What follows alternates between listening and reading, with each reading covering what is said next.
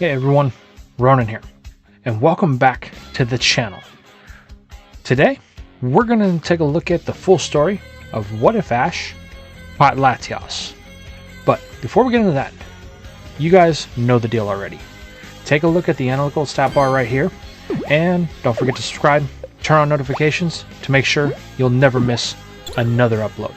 With all that being said, let's get into What If Ash Caught Latias.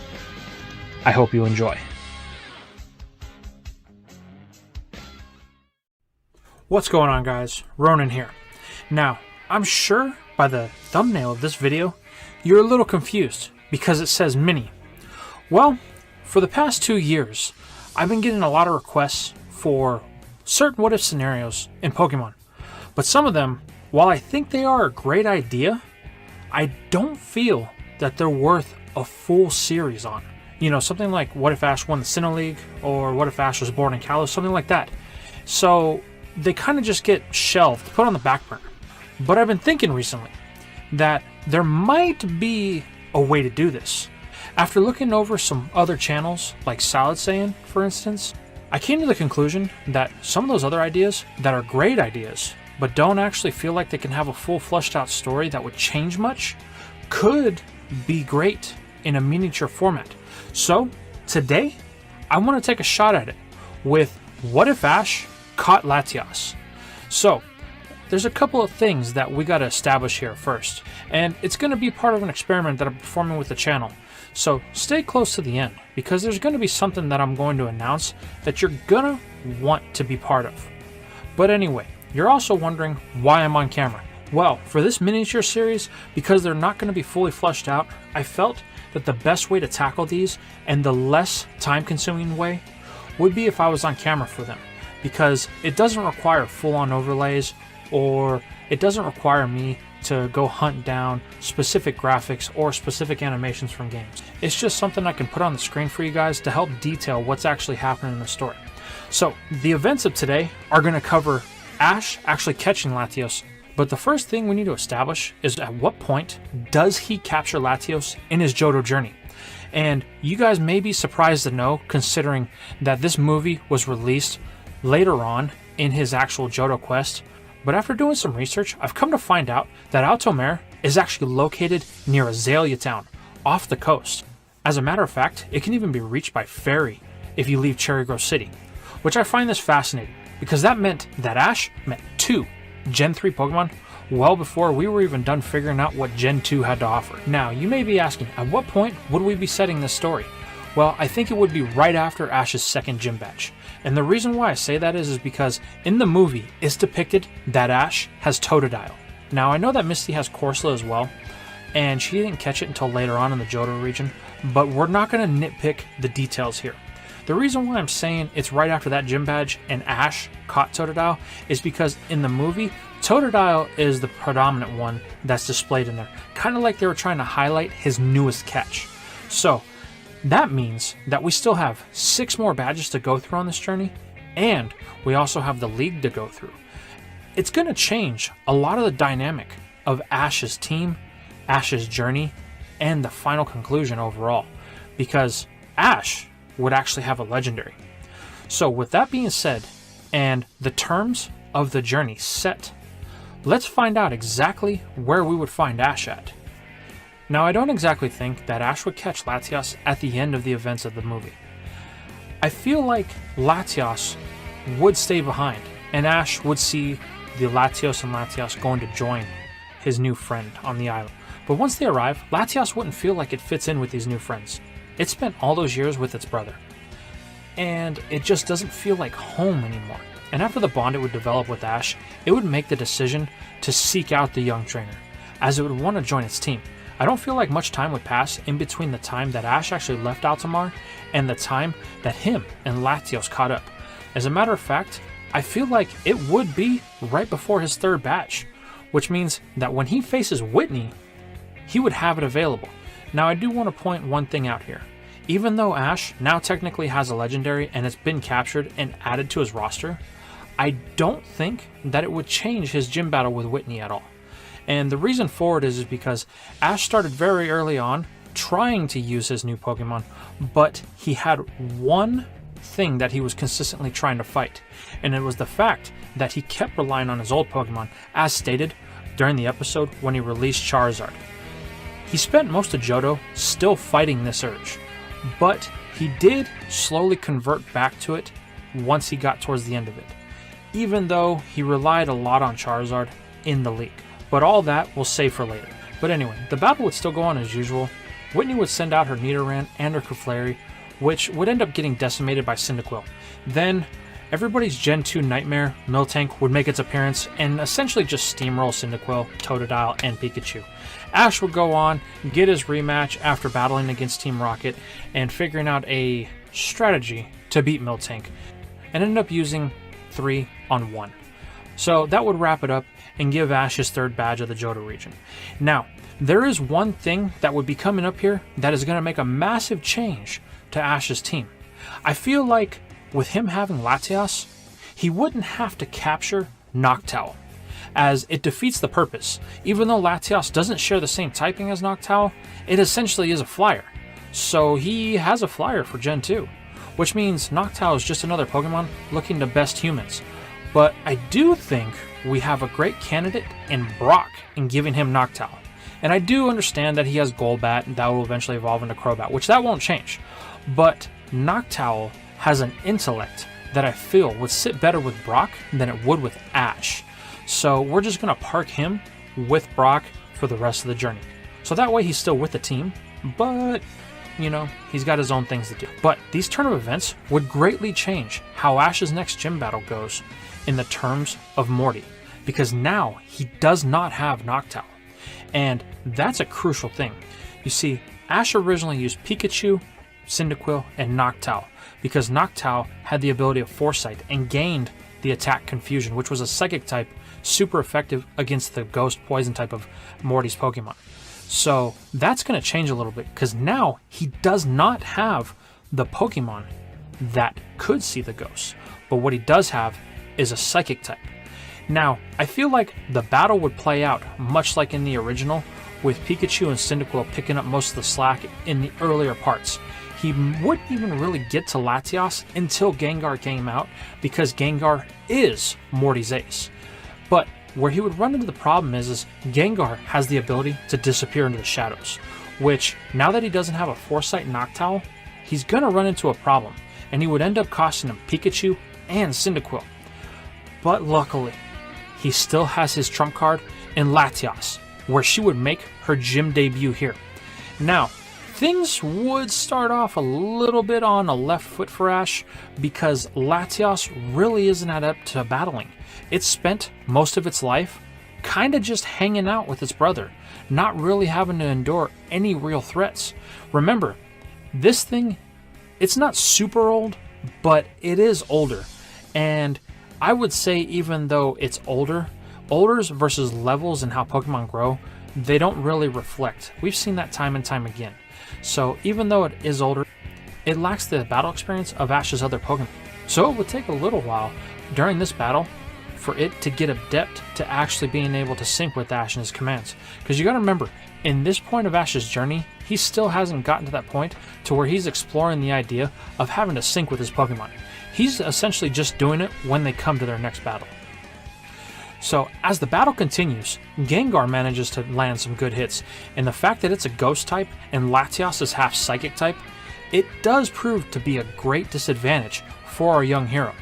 But there is one ability that Latias has that isn't technically a move, and that is the ability of Sight Share.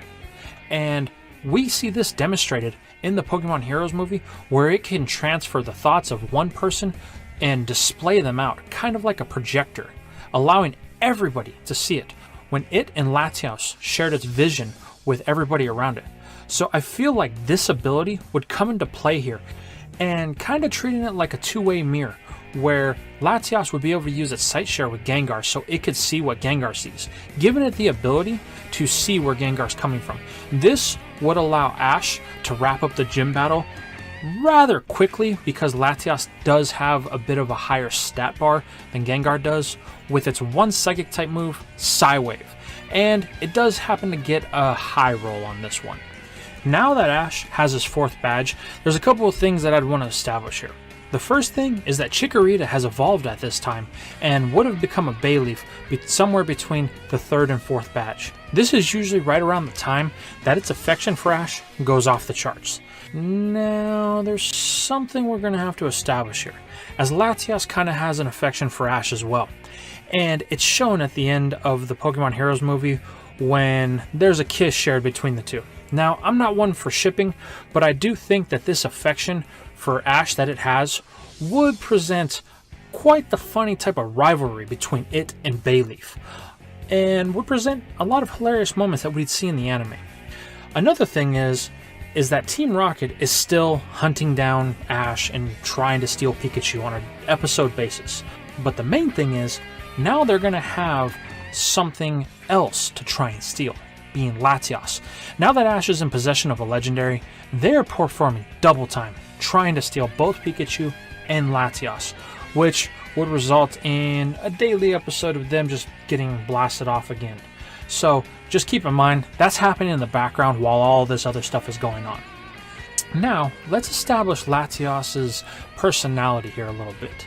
Now that Ash has had some time to really get to know it, he's had a gym battle with it, and he's gotten the chance to really see what it is, he's come to understand that Latias is a bit playful, with a bit of a brave nature, standing up for the people that it cares for. But it also has a timid nature in not really wanting to show itself when it's around people it doesn't know.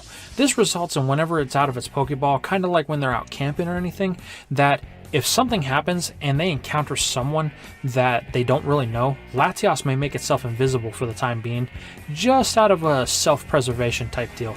It just goes back to all the years they spent at Altamar with them trying to just protect themselves. But anyway, from this point on, we would move on to Olivine City. Olivine City would perform the same, as Ash can't get his gym badge, and he would have to move on to Cianwood City to get the secret potion for Amphi so that it can get better so he can get his gym badge. But while he's there in Cianwood City, I would imagine that Ash want to perform his next gym battle with Chuck in pursuit of the Storm Badge. Now in the original, Ash used Pikachu and Bayleaf against Poliwrath and Machoke. Now we could honestly just leave that the same here, but I think that might be a little bit boring. So Ash, trying to use the new advantage he has in Psychic types, would try and use it here to start off instead of Pikachu. But here comes that inexperience in battle that Latias doesn't really have. Even though it has a type advantage against fighting types are literally built to battle.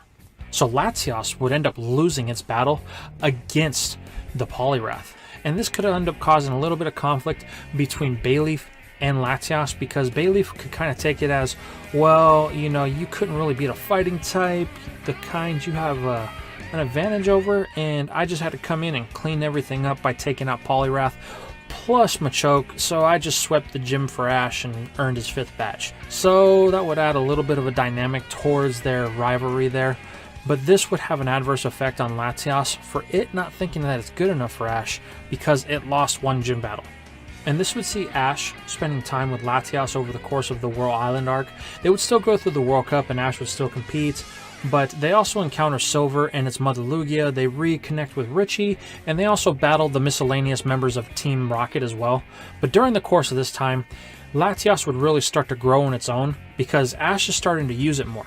But this also has a negative side effect because Ash is trying to use Latias more to get it familiar with battling and build its confidence back up. Some of Ash's other Pokemon, like Totodile, Cyndaquil, and Bulbasaur, start to suffer, even though Bulbasaur really doesn't matter at this point because it's more along the lines of just a support character until they can fill Ash's spot, which should have been Heracross, but because he caught Latias, Heracross ended up getting the boot just like it did with Noctowl. But anyway, now we move back on to the gym battle over at Olivine City. This is where Ash would end up facing Jasmine, and this battle is a 2-on-2. In the original, Ash used Pikachu and Cyndaquil. Now here, I don't see why that would change. Ash really doesn't have a reason to use a Psychic type against a Steel type, and he does recognize that he is at a type disadvantage because he doesn't quite understand the Steel type with it being new in this generation. So Ash would start out the battle with Pikachu versus Magnemite. Pikachu would clean house, end up beating Magnemite, and then end up losing to Steelix. Now, this is where things start to take a turn for the worse for Ash, as he has to use Cyndaquil against Steelix. And in the original, Cyndaquil's small size ended up playing a big role in its ability to dodge majority of the attacks, but I feel like because it's starting to lose in the battle experience area, that it would have trouble beating Steelix. And remember, the way it beat Steelix in the anime is it used Flamethrower on Sandstorm until it just became a Storm Tornado, and then Steelix essentially just roasted itself with its own attack.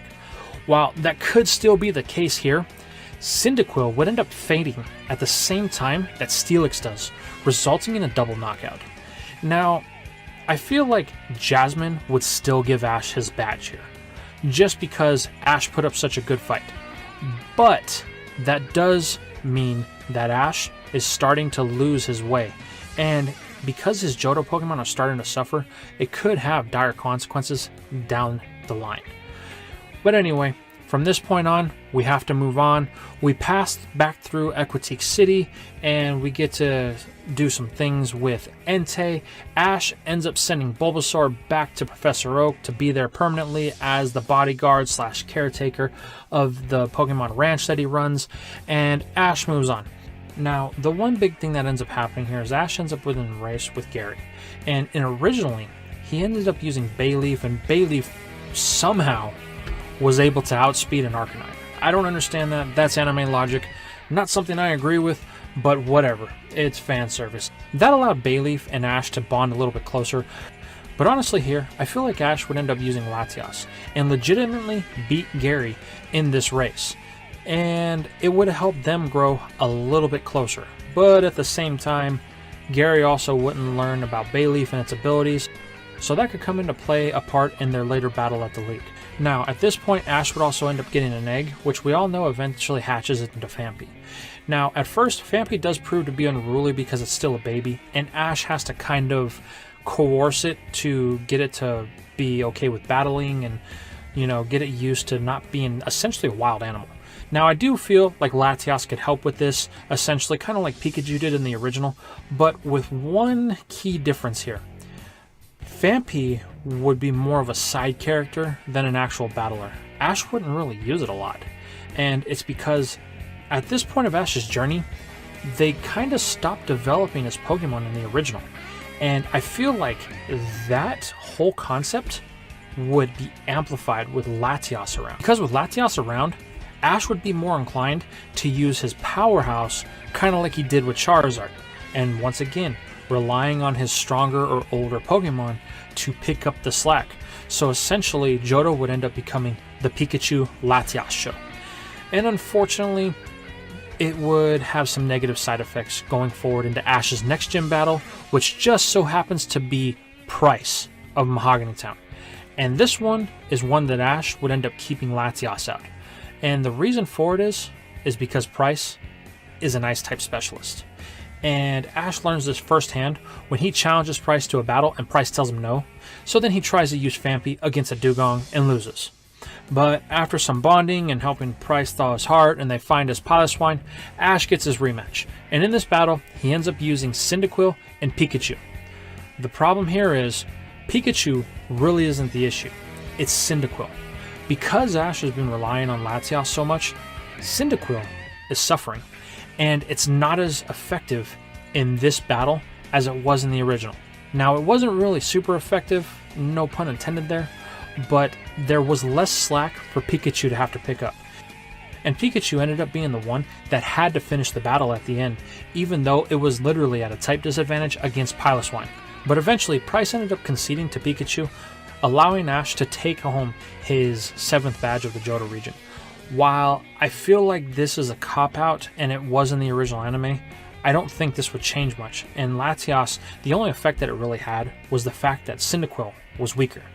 But anyway, at this point now, the whole stuff with the Lake of Rage happens, and I imagine here that Ash would end up using Latias to help with the whole events, which then this is where we actually get to see Lance for the first time in the anime, and we establish that he's a badass with Dragonite and stuff like that, and that he's super powerful. But the one thing that would take away from here is that Lance is fully aware of what Latias is.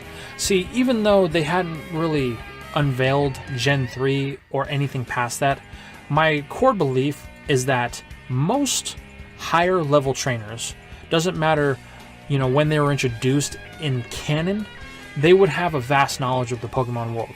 So Lance, being from the Dragon Clan, I feel like would know what a Latias is.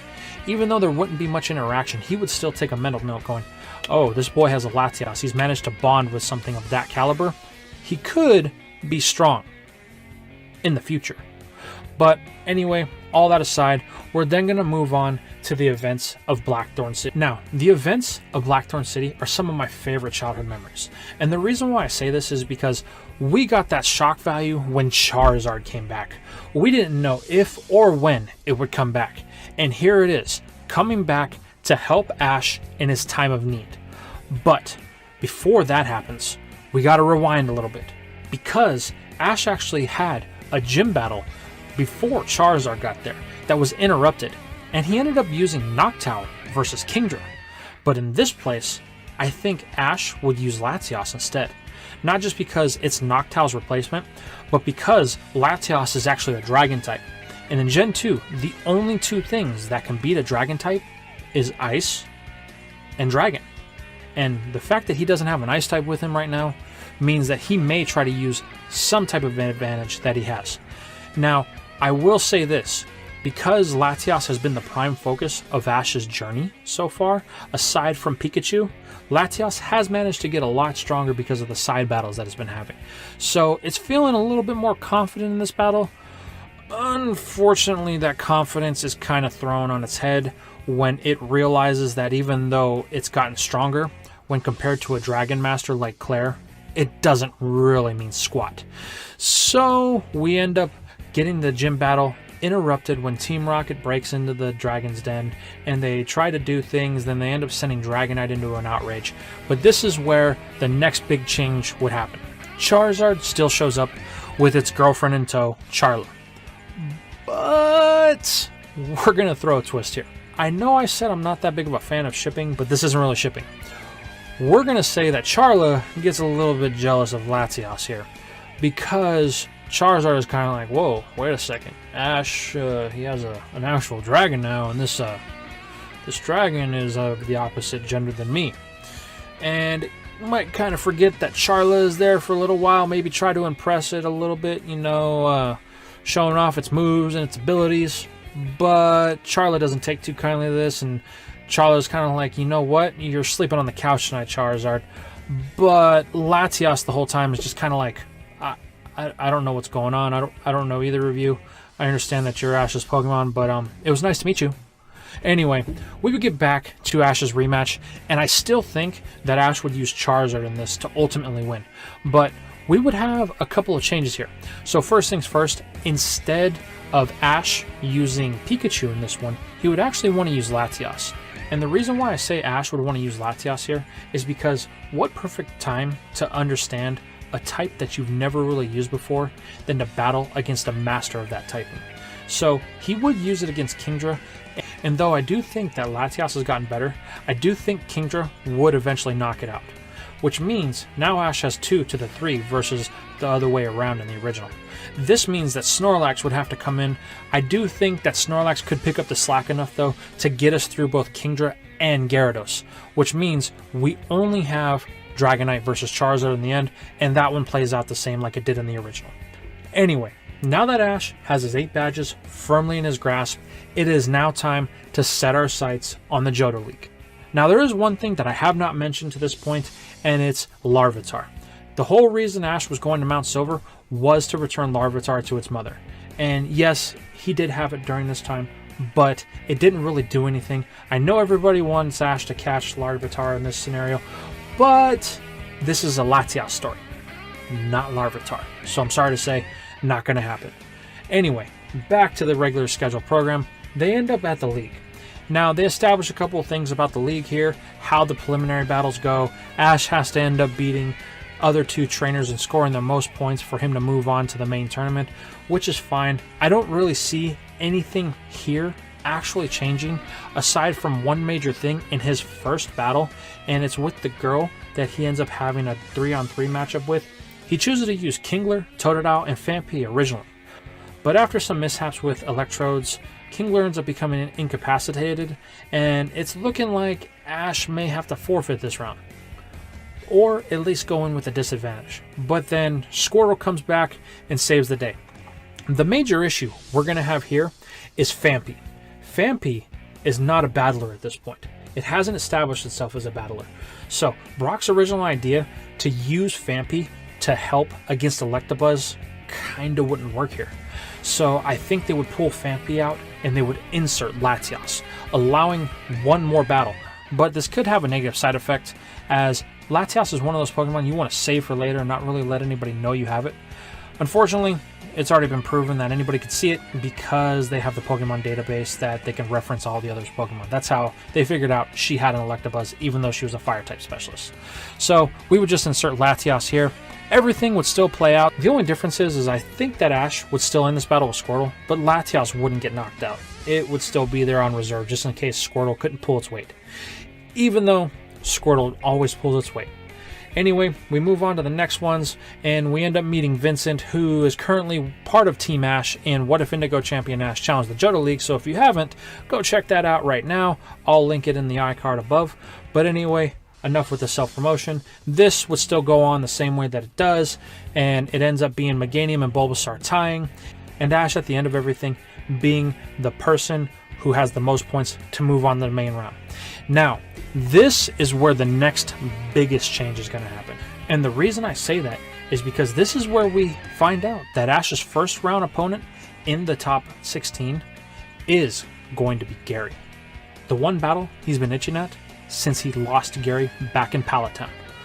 But there's going to be some things that change here. First things first, the team that Ash originally used consisted of Tauros, Heracross, Snorlax, Bayleaf, Muck, and Charizard. Ash eventually ended up calling Charizard, and they had this nice stare down with Ash and Charizard looking at Gary as they were preparing for his battle. And I think that this team would have to change a little bit. First things first is because Ash stated that he wanted to go into this battle with Gary with pure power. He didn't want to care about type advantage or disadvantage. He just wanted raw strength. So a lot of his team is reflective of that. I mean, you have Tauros, which pulled a huge win in the Orange Islands. You have Snorlax, which has been a heavy hitter since he caught it. You have Bayleaf, which is technically his ace of Johto because it's the one that got the most development. You have Charizard, which has been training in the Pacific Valley and is clearly, to date, the strongest Pokemon that Ash has because all it does is train. Then you have Heracross, which Heracross... Don't even get me started on Heracross. But Heracross was written off way too early, and Heracross is just a natural battler. If it actually got the screen time it should have, which hint hint, it will in a future What If, then it would have been a powerhouse and a possible contender for the ace of Ash's Johto mods.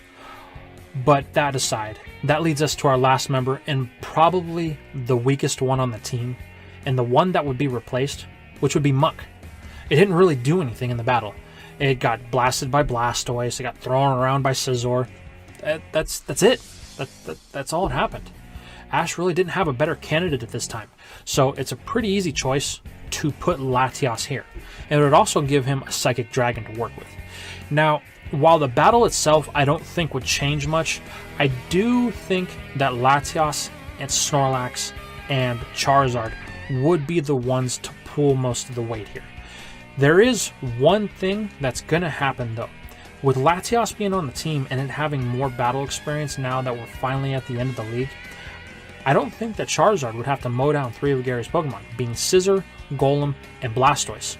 As a matter of fact, I think Ash would be able to get through and take out Golem with Latias. Unfortunately, I feel like this would be a double knockout situation. But this would leave the battle for Blastoise and Charizard to be a one-on-one. And the major thing here is Charizard hasn't taken any damage. And that's going to play a key factor after it wins this battle against Blastoise. Because the very next battle is against a rival that Ash has never seen before. but has been rising in the competition, and that is Harrison. Now, the key factor here with Harrison is he is from the Hoenn region, and he has a few Pokemon that Ash hasn't seen before. Now, he has seen a Kecleon in one episode, but the key factor here is Harrison has a Blaziken, and Blaziken is something Ash knows nothing about. There has never been a firefighting type before, he has never been to Hoenn, and he really hasn't seen what this thing could do because Ash hasn't seen Blaziken in action. But as far as Harrison's team is concerned, I don't think that anything would change with it. I still think we would get Kecleon, Sneasel, Hypno, Steelix, Houndoom, and Blaziken. That's all still the same. Ash's team, however, I think would change a little bit. Starting with the most obvious, Noctowl is not present, so Latias would be on this one. Ash is still on the streak of using his most powerful Pokemon, which this would also include Snorlax and Charizard, also Pikachu. The last two on his team ended up being Bayleaf and Totodile. Now, Totodile here would be a mixed bag because I don't really think its experience has changed that much. It really didn't get used in too many battles after the Whitney battle that were super important, other than the World Cup a little bit. Bayleaf, however, though, I feel would be a little bit weaker than its main series counterpart. And that's slightly just because Ash used Latias more often than it used Bayleaf because he wanted to get it to battling strength. This would lead to one key difference, and it's at the midway point between this battle. The first three still the same, but originally Ash chose to lead off the second part of this battle with Noctowl. Instead, I think he would just send back in Snorlax to battle with Steelix, to simplify things a little bit. Then this is things where take their usual turn, where Harrison sends in Houndoom, and Ash ends up losing Snorlax to a counter off of a Hyper Beam. I know, doesn't make sense by today's mechanics, but just go with it, it was 2002. Anyway, this leaves Harrison with two Pokemon to Ash's current three, because now he still has Latias, Bayleaf, and Charizard. So he's got to deal with this Houndoom first. So unfortunately, he doesn't have anything that doesn't have a direct type disadvantage, but I feel like Ash would still lead with Bayleaf against this thing, trying to beat it. Unfortunately, this is where the experience factor comes into play. I don't think Bayleaf would have enough battle experience, even with Ash's off-the-wall battle style, to best Houndoom, so it would end up falling. Then this comes to 2-on-2. Now that Houndoom has battled a little bit and it's a little battle worn, Ash feels a little bit better about sending in Latias here. Now, I do feel that Houndoom would still pose a very real threat to Latias, but Latias would eventually clutch out the win with a Dragon Breath on Houndoom, ending the battle. This brings the battle to 2-on-1, and Ash has a Psychic type in play with Latias. Now, don't get me wrong, I still think that it took some good damage when you're thinking about it in the terms of it fighting Houndoom, but it still has some gas in the tank, so it's going to face off against Blaziken first instead of Bayleaf. Here, I think Latias could last long enough to where Ash could get a feel for Blaziken and use Latias' Psychic typing to his advantage, using things like Psywave, Dragon's Breath, Safeguard, all stuff that could prove to be a good counter to Blaziken's current moveset, which in the anime, Pokemon moves can be used in ways that they weren't originally intended. It's kind of like however your imagination can portray it happening. So we're going to just go with that for this scenario.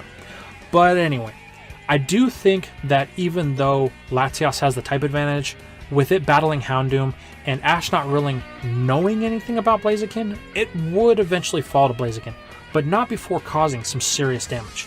This would leave Ash to clean things up with Charizard. Now here's one thing that I understand. I'm going to fulfill a childhood dream here, and I'm going to give Charizard the win over Blaziken. But that's only because Charizard hadn't battled yet, and Blaziken had. The battle would still be an intense one, and essentially the roles would just reverse. Instead of Charizard taking more damage from the attacks that Blaziken did, Blaziken would take more damage than Charizard did, resulting in Blaziken being unable to stand up and allowing Ash to move on to the top 4. Now this is where the problem comes in. See, Blaziken and Ash would have a very, very real conversation before Ash's next match, and the conversation would be as followed. You know, Ash, that battle, it was pretty intense, but I think I'm going to make a recommendation to you. I think you should hold off on using the Pokemon that you've been using. Your Charizard, your Snorlax, your Latias. They're all tired. You've been relying on them ever since you got in the top 8. Facing high caliber Pokemon like mine or Gary's could cause some serious damage if you continue to use them. Ash at this point would reflect on what happened, and the fact that he was barely able to win with Charizard because of the damage that it took, and it only managed to win because it stayed up longer than Blaziken, is a very real factor here. So I think this would reflect in Ash opting out of using a lot of his heavy hitters. So this is where his team would end up changing, and I think his team here would end up being Pikachu, Bulbasaur, Squirtle, Phanpy, Heracross, and Tauros. Now, while in their own right, most of these are acclaimed battlers, I will say this, essentially because Ash put Phanpy on his team, that gave his opponent a free win. And unfortunately, I don't think that Ash would have what it takes to make it through a 6-on-6 battle at this point in the timeline, because unfortunately, Heracross and Phanpy really aren't at the point to where they can pull their own weight. And don't get me wrong, Squirtle and Bulbasaur are both acclaimed battlers in their own right at this point. I just don't think that they would be at the level they needed to be to where they could make it past the top 4 finish. And then there's also the fact that there's Pikachu and Tauros. While Tauros is strong, it did get knocked out by a Hyper Beam from Nidoqueen, which when it has to battle something on that caliber, it's kind of a 50-50 whether it's going to win or not.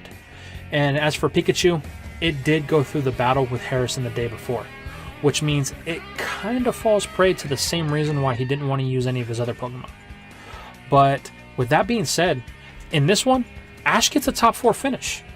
I do think it would end up being a lot better than his original run, but there are a lot of glaring weaknesses. A lot of Ash's Johto Mons just don't get the time they needed. They end up weaker, unable to really pull their weight, and that unfortunately is a negative side effect. And even though Ash isn't a weaker trainer because he has more experience, it does make him weaker overall because of the Pokemon he can rely on. And unfortunately, it will have some negative side effects down the line. But how would we wrap up this story for Johto? Well, unfortunately, all good things must come to an end. And while I don't think Ash would release Latias, what I do think would happen is, now that Latias has spent some time away from its home, at the end of the season, it would want a vacation of sorts.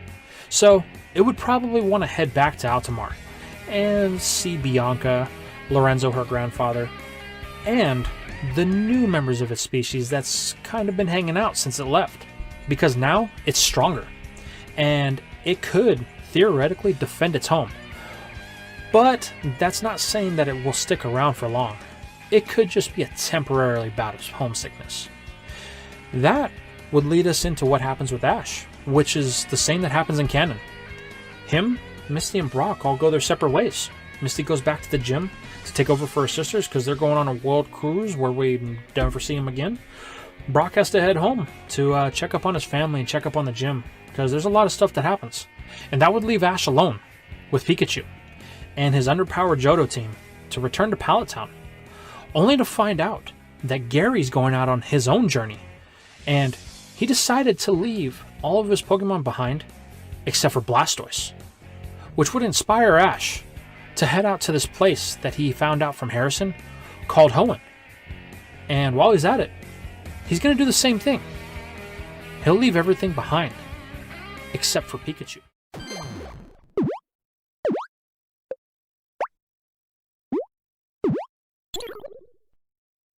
Let's get back into the story, shall we? So this one, we're going to start off with Latias, and as it arrives back in Altamar. Things have changed.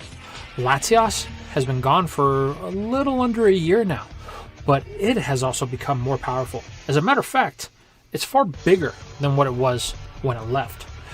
But that's not saying much, because there are other species of it and Latios in the island now. Now, Latias has been here for a while, and it's had its time to catch back up with Bianca and Lorenzo. Problem is Latias is realizing that it's not really fitting in here anymore. Altamar will always be home, but things have changed since it's been away. So it makes the decision that it's going to go find Ash. The good thing about this is, it being a psychic type, it'll always have a residual link with Ash. So kind of like a compass, it can kind of point itself in the right direction until it finds its trainer. With that being said, now we're going to cut over to Ash, as he is just arriving in the Hoenn region. This region sports a lot of new Pokemon, most out of any Pokedex that had come since the original 151 to this point. But that's not all. This region is highly different. It's got a good balance of water and land, and that could come to play a huge role in how things shape up this time. But with all that being said, the things still happen as usual, where Team Rocket is hot on Ash's tail. They try to capture Pikachu, something gets wrong with it, it gets overcharged with electricity because of a magnet, and Ash ends up at Professor Birch's house, where he ends up roasting May's bike, and we kind of get a rehash of the same old story, where Ash gets a girl tailing him because he owes her something. That doesn't change.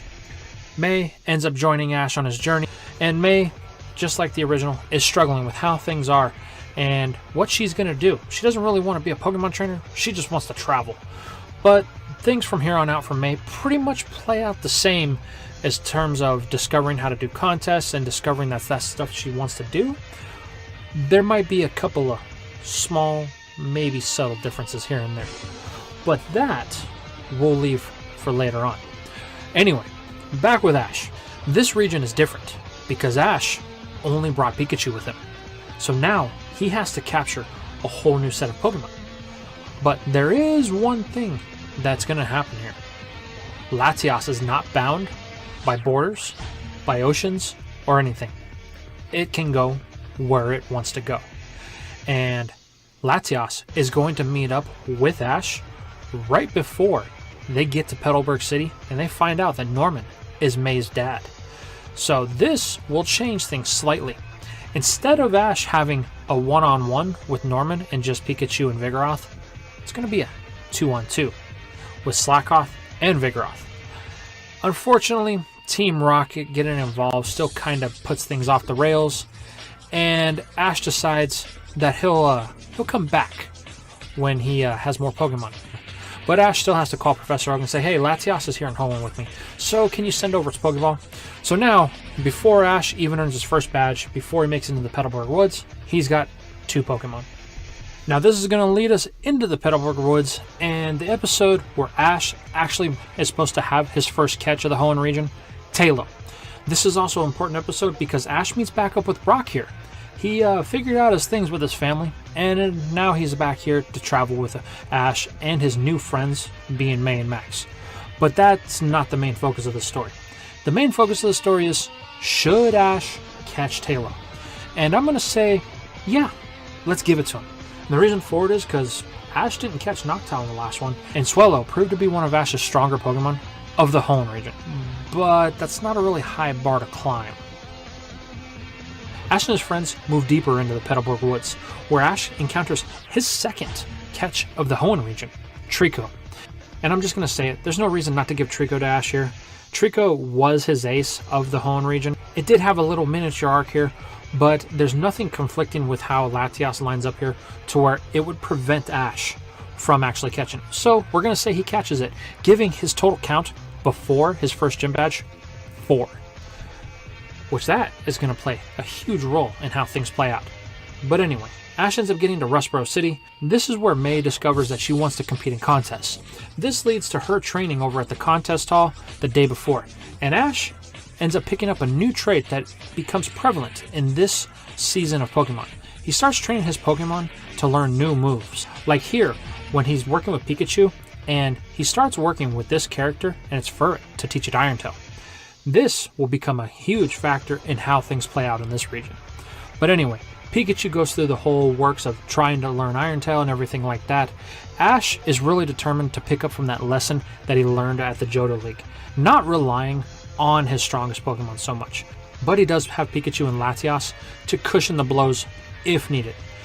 Anyway, let's get into the gym battle In the original, Ash fought Roxanne, and she had Geodude and Nosepass, while Ash used Trico and Pikachu.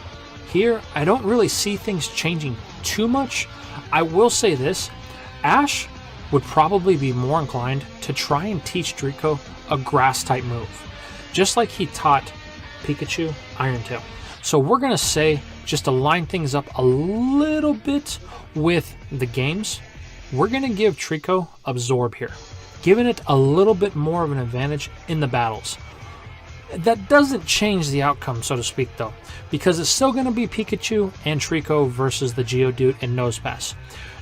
Trico does still end up losing to the Geodude, even though it knows Absorb, and Pikachu ends up picking up the slack to take the win with both of them, giving Ash his first badge of the region. Latias didn't really have to change much here, because there's not really a point to where Ash would want to use it. But that won't last for very long, because now we're en route to Ash's next badge, Dewford Island. And this is where we meet Brawly, the laid-back surfer, which, I'm okay with it. I mean, Hoenn does have a lot of water, so it's believable. The only thing that's really unbelievable is that he's a fighting-type trainer. I originally thought he should have been a water-type trainer, but whatever, we won't get into that too much. Here, Ash actually ended up having two battles with Brawly in the original. The first one, he used Trico and Tailo, which Trico ended up losing to Brawly when his Makuhita evolved into Hariyama. So Ash went on this training regimen to strengthen his Pokemon and become more at one with them, which was really the first time we'd seen this in the series. And he actually ended up with a new catch, which was Corphish. But that is where things are going to change here. Because you see Ash actually has 4 Pokemon here, which means that his choices are going to be different. So Ash is still on the roll of trying not to use his older Pokemon. I think here, Ash would end up going with Trico first. Now, Trico going first allows Ash to get the feel out for his Machop and Broly's battling style. Realizing that Broly is not somebody to be messed around with, even though he's got a laid-back attitude, Ash would have to adapt very quickly. But Trico would still get the win against Machop. This brings it into Makuhita, which I do think that Trico could push Makuhita enough to where it would evolve. The only problem is that I don't think Trico could go the whole way through because it's been battling for so long. And Ash, realizing that he is at a massive disadvantage, he's going to need kind of a heavy hitter. This is where Latias would make her presence known. And honestly, because of it being so high level, being a legendary, and because it's one of Ash's strongest Pokemon from Johto, it's not going to really be a contest here. Latias is just going to sweep Hariyama because it's got the Psychic typing. And that's going to have a huge change on how things play out. Because now that Ash has his second badge firmly in his grasp, he's not going to have to stick around for training. Which means Trico ends up weaker, and he does not capture Corphish. This brings us into the next leg of our journey. We have a couple of encounters with Team Aqua, Team Magma, a couple more contests, things like that. There's not really any major captures that ever happened for Ash here. They really left him with 4 Pokemon until he got past the 4th gym. So we're just going to jump right into the 3rd gym, and that's the gym with Watson. Because of the way things happen in the anime, Ash just one-shotted this gym with Pikachu. It was kind of sad, really. I can't really say anything about that. I hate the way that they did it. And I would just say, just instead of having him get one-shotted, just give him the Electrike and have an actual battle with him. And in here, we would see Voltorb, Magneton, Electrike, and Electrike's still not strong enough to evolve yet. It does have a lot of skill, we'll say that.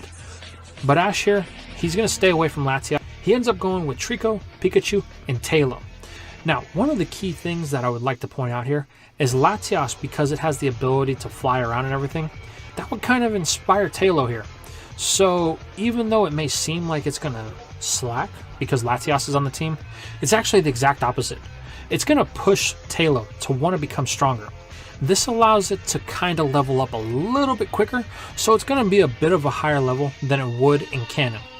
But anyway, with all that aside, I think here is where we could give Trico its first actual win and allow it to beat the Electric in the final round. Because Trico's gotten to the point now to where it's really mastered Absorb, and that would play a huge role in helping with its endurance going forward. Now we gotta move on, and it's during this time that Ash's Trico ends up learning a new move in Bullet Seed. So that'll give it 2 grass type moves, which is very important going forward, because it really had a lack of those in the early parts of the gen. But that's really the only thing that happens for Ash. Tailo ends up getting stronger than it normally would in canon, and I think Trico, because of its personality, it's really got a lonely type nature, but it does enjoy a good battle to test its strength. I do think that it's seeing Latias and the power that it has would slightly inspire it to become stronger.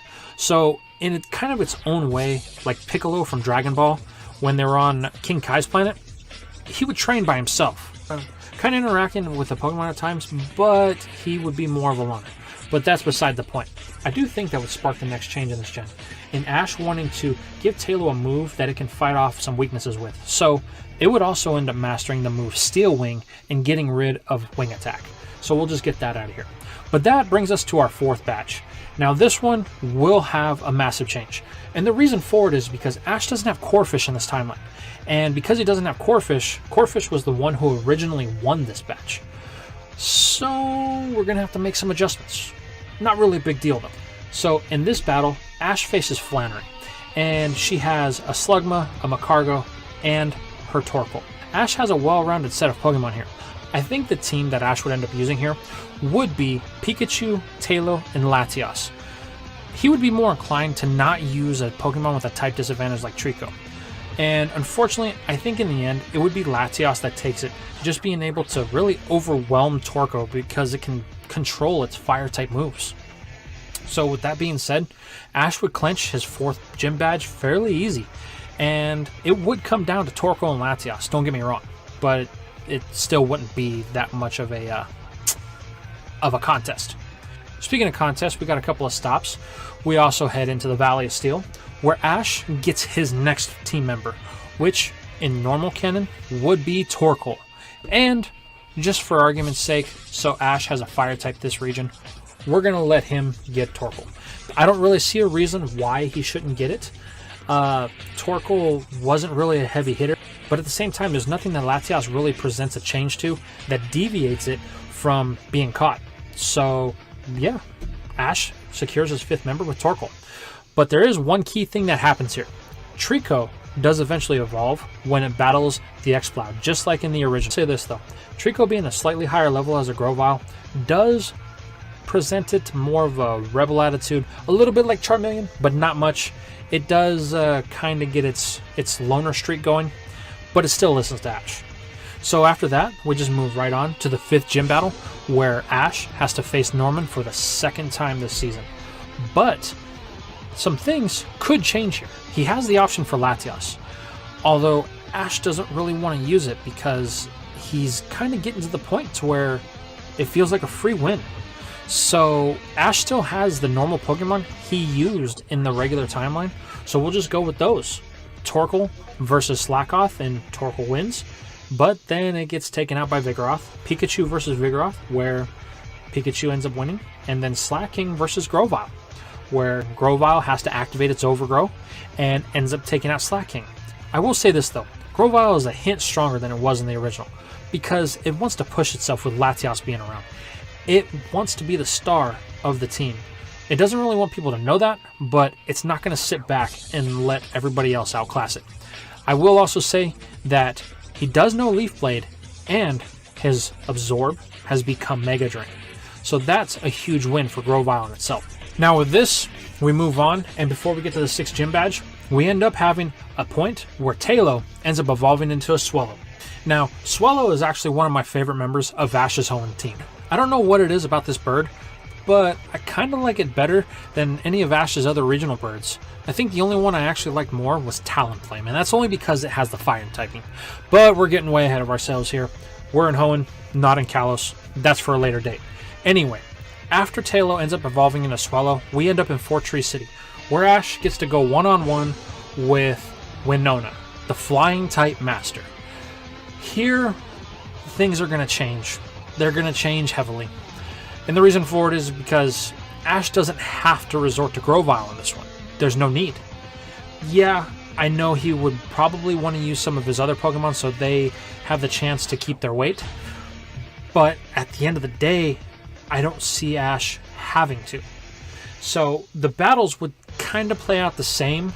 The only difference is instead of Grovyle taking Altaria out, it would be Latias. So Pikachu would get the win over Pelipper, Latias would get the win over Altaria, and then I feel like Ash would pull back Latias here and just keep it on reserves to let Swellow face off against Swellow. And in the end, we still get the same result, with Ash earning his 6th badge because Swellow was able to best its counterpart. Now, with that being said, there's a couple of things that have to happen here. First things first, Ash goes on this training binge with Swellow again to learn Aerial Ace, which is very important, I think.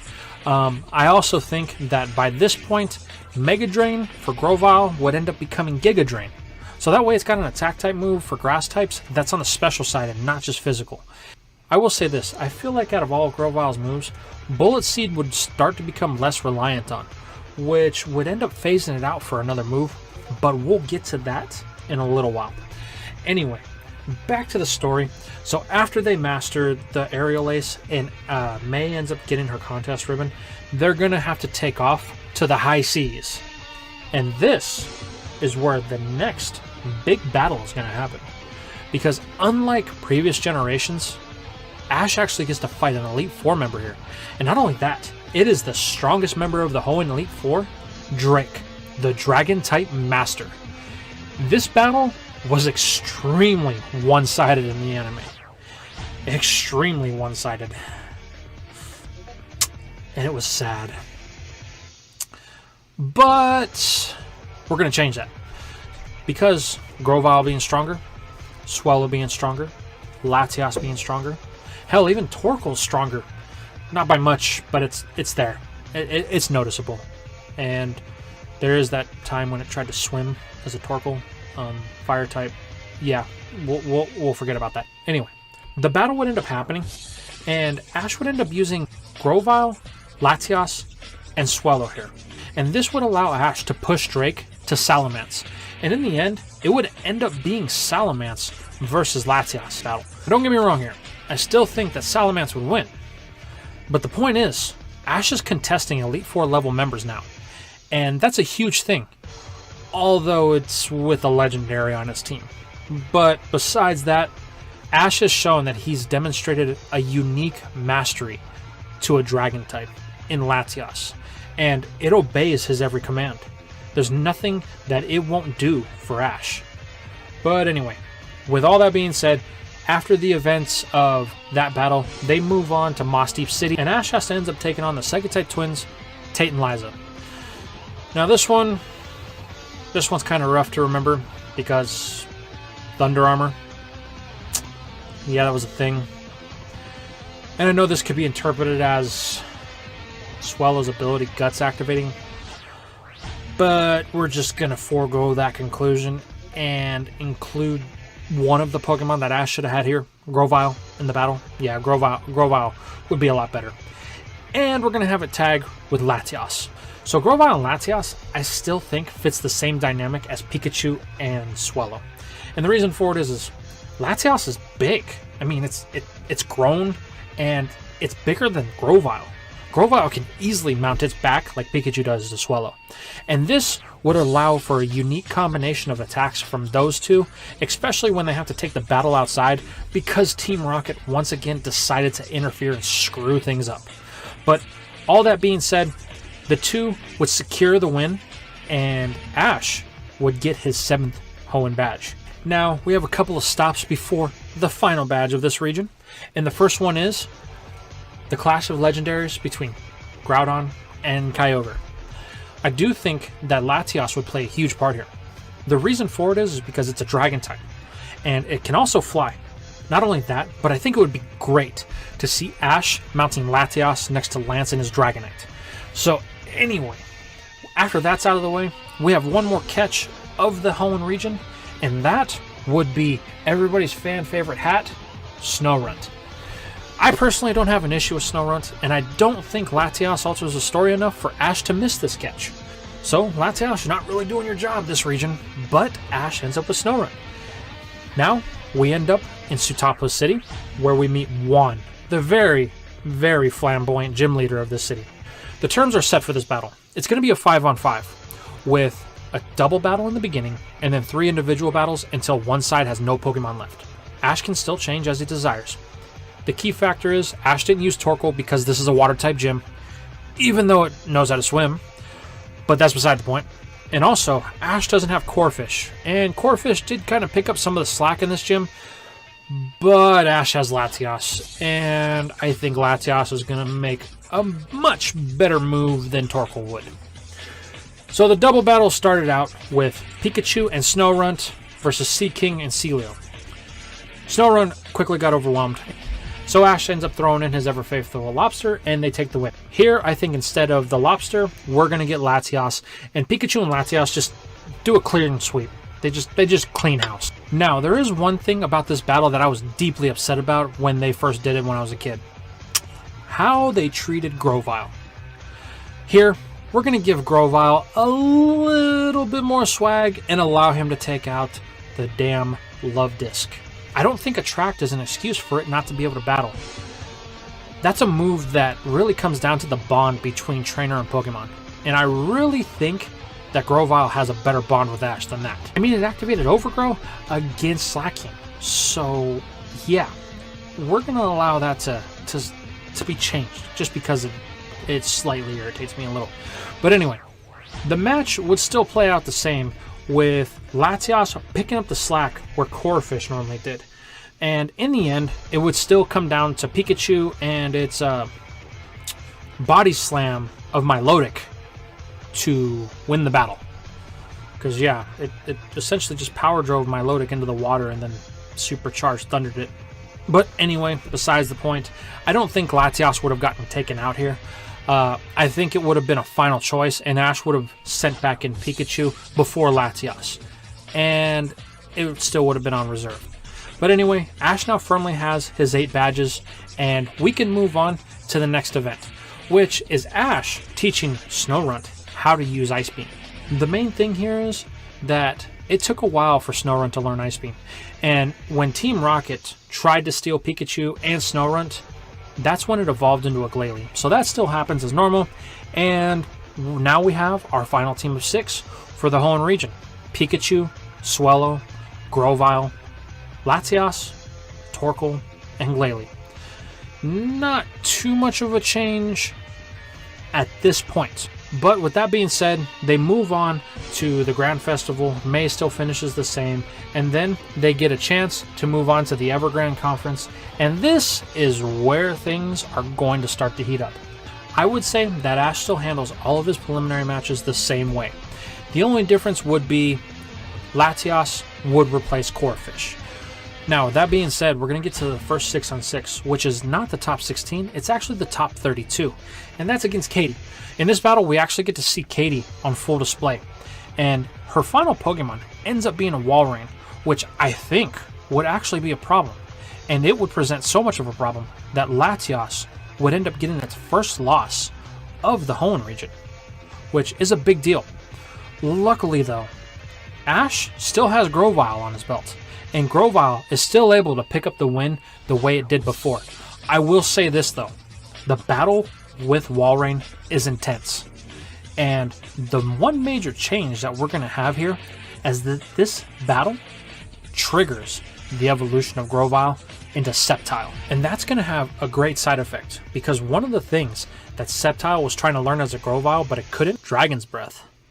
After watching Latias use that move countless times, it knew that it could be a move that would really help it.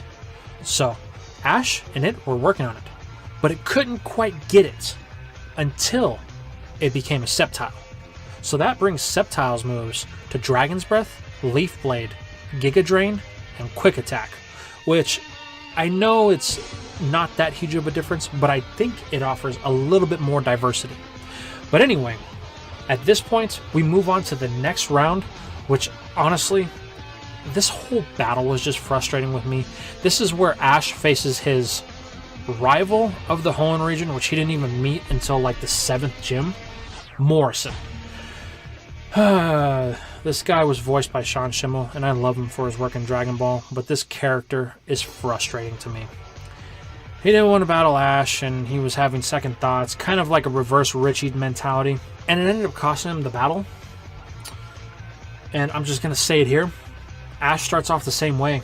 Instead of using Corefish, he uses Latias. And he just levels his team. Ash eventually gives him the courtesy by changing out Latias for Sceptile. And it still doesn't help. Sceptile ends up being the one to take down Matang. And yeah, that battle goes by pretty quickly. So, that's all I gotta say about that. But anyway, now let's lead into the main reason why you're here. The point when Ash would have lost the Evergrande Conference, his battle against Tyson. And I know you guys are interested on how this is going to play out. Well, let's get into it.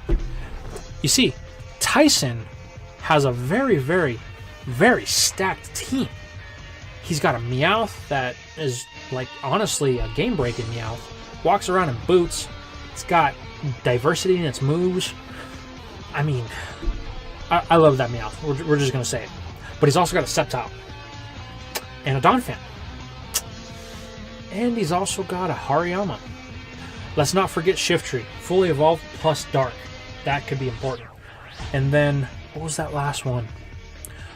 A pseudo legendary Metagross. They really stacked this team against Ash. They stacked it against him hard. And they didn't want him to win. This was the point where we're going to reset and skip him off to the next generation. But here, we don't have to worry about that. And the reason for it is because Ash has Latias, he now has Sceptile. And overall, aside from Glalie, his core team is stronger. So this battle would have a couple of interesting turns in it. I still think it would start off the same way it did, where Ash sent out Glalie and Tyson sent out Sceptile, and it just erupts in a huge explosion. And then yeah, both of them are unconscious. That's a great way to start the battle.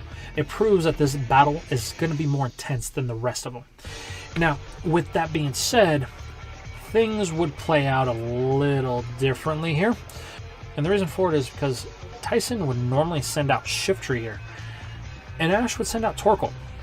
But I think instead he would try and bait Ash by sending out Hariyama. So Ash wanted to get an easy win, would end up sending out Latias. And while Latias does have a type advantage, and it does end up taking down Hariyama, this would allow a free switch-in to the one Pokemon that could be a problem, Shiftry. And when Ash tries to recall Latias, unfortunately, one of Shiftry's more devious moves makes its presence known when it uses Pursuit, allowing it to strike Latias. And because Latias is being recalled, the damage it's pretty severe. And unfortunately, it doesn't knock out Latias, but it's going to have consequences. This would then run Ash to send out Torkoal to take out Shiftry, and then we would move into Donphan, which would end up taking out Torkoal because of how it is. Ash would send in Swellow, and Swellow would end up taking out Donphan, just like in the original. Now, this is where we get to the penultimate spot. All he's got left is Meowth and Metagross. On the other hand, Ash still has Swellow, Latias, Pikachu, and Sceptile. And I think that this is where things are going to take a turn for a much different line than what originally happened. You see, Swellow ended up cracking the armor of Metagross, allowing for a brief moment of hope when Ash was able to send in Grovyle, but then it got tanked, and then Pikachu had to take it down, leaving just Pikachu exhausted versus Meowth. But in this timeline, I think that Swellow cracking that armor would play out much differently here. And the reason for it is because Ash is going to follow up with Sceptile right after. Sceptile's stronger. It's an evolutionary stage higher, plus it's at a higher level. Even if Latias has been severely wounded, I don't think that it would make a difference here. I mean, in all honesty, Pikachu is the only one that hasn't battled. There's no reason for Ash not to lead with it, and at least try and cause some damage if it can't win. Unfortunately for the Meowth, Pikachu at full power proves to be too much, and Ash ends up taking this. It's actually kind of a hollow victory, because he still has 3 of his Pokemon left, to Tyson only having 1. It's kind of a repeat of what happened. But here is where things go off the rails a little bit for our young hero. You see, I'm going to say that Ashe ends up making it all the way to the finals in Hoenn here. And I'm going to say that Ashe actually ends up winning the finals in Hoenn. I think it's completely plausible because of the things that have changed on Ashe's team.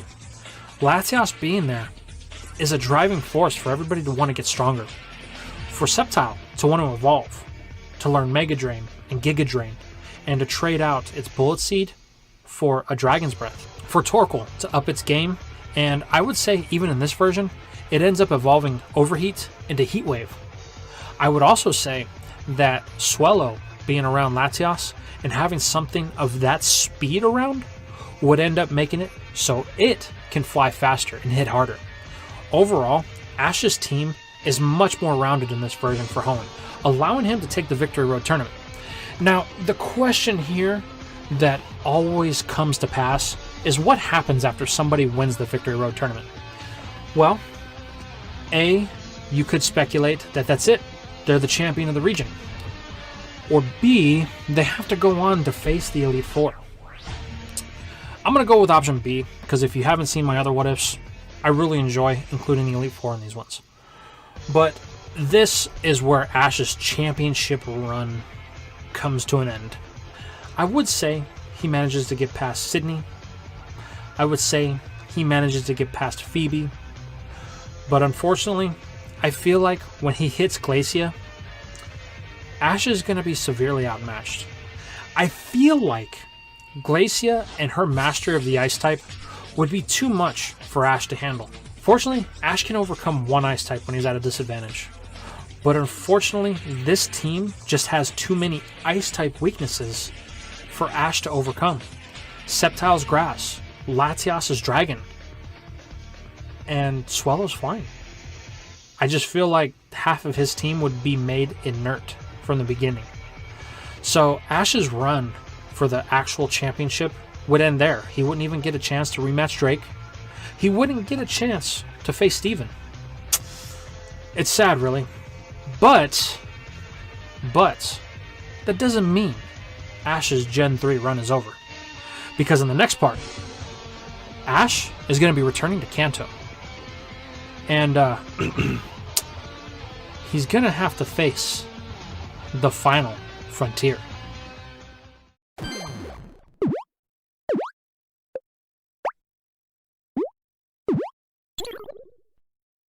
But anyway, with all that being said, we're picking up with the Battle Frontier. Now, this was a massive event in the anime for Ashe. And the reason I say that is because we got to really see him come into his own in this part of the anime. It's still technically part of Gen 3, but there's a lot of things they establish in this gen. But going into this gen, we start off with Ashe returning to Kanto. And once again, he's separated from all of his friends. They've all gone their own separate ways for now. But Ashe immediately arrives back in Viridian City, to where he meets Agatha, the Elite Four member. And most people say she's a ghost type specialist. I say she's a poison type specialist, just because all of her Pokemon share the poison type. But we won't get into that. Anyway, with that aside, they establish that there's going to be a new gym leader in Viridian City soon, and Ashe ends up having a one-on-one battle with her. In the normal timeline, he uses Pikachu, which I don't see changing here. He still has his whole Hoenn team that he had before. And let's recap. Pikachu, Swellow, Latias, Sceptile, Torkoal, and Glalie. The one odd man out, Corphish. If you don't know why Ashe doesn't have Corphish, go check out the last one. But anyway, I would still say the battle between Gengar and Pikachu still plays out the same here. However, it is a hint closer than what it was before. Pikachu's at a bit of a higher level because of having a Latias around, and Ashe was a little bit more focused on training this time around. But it still loses.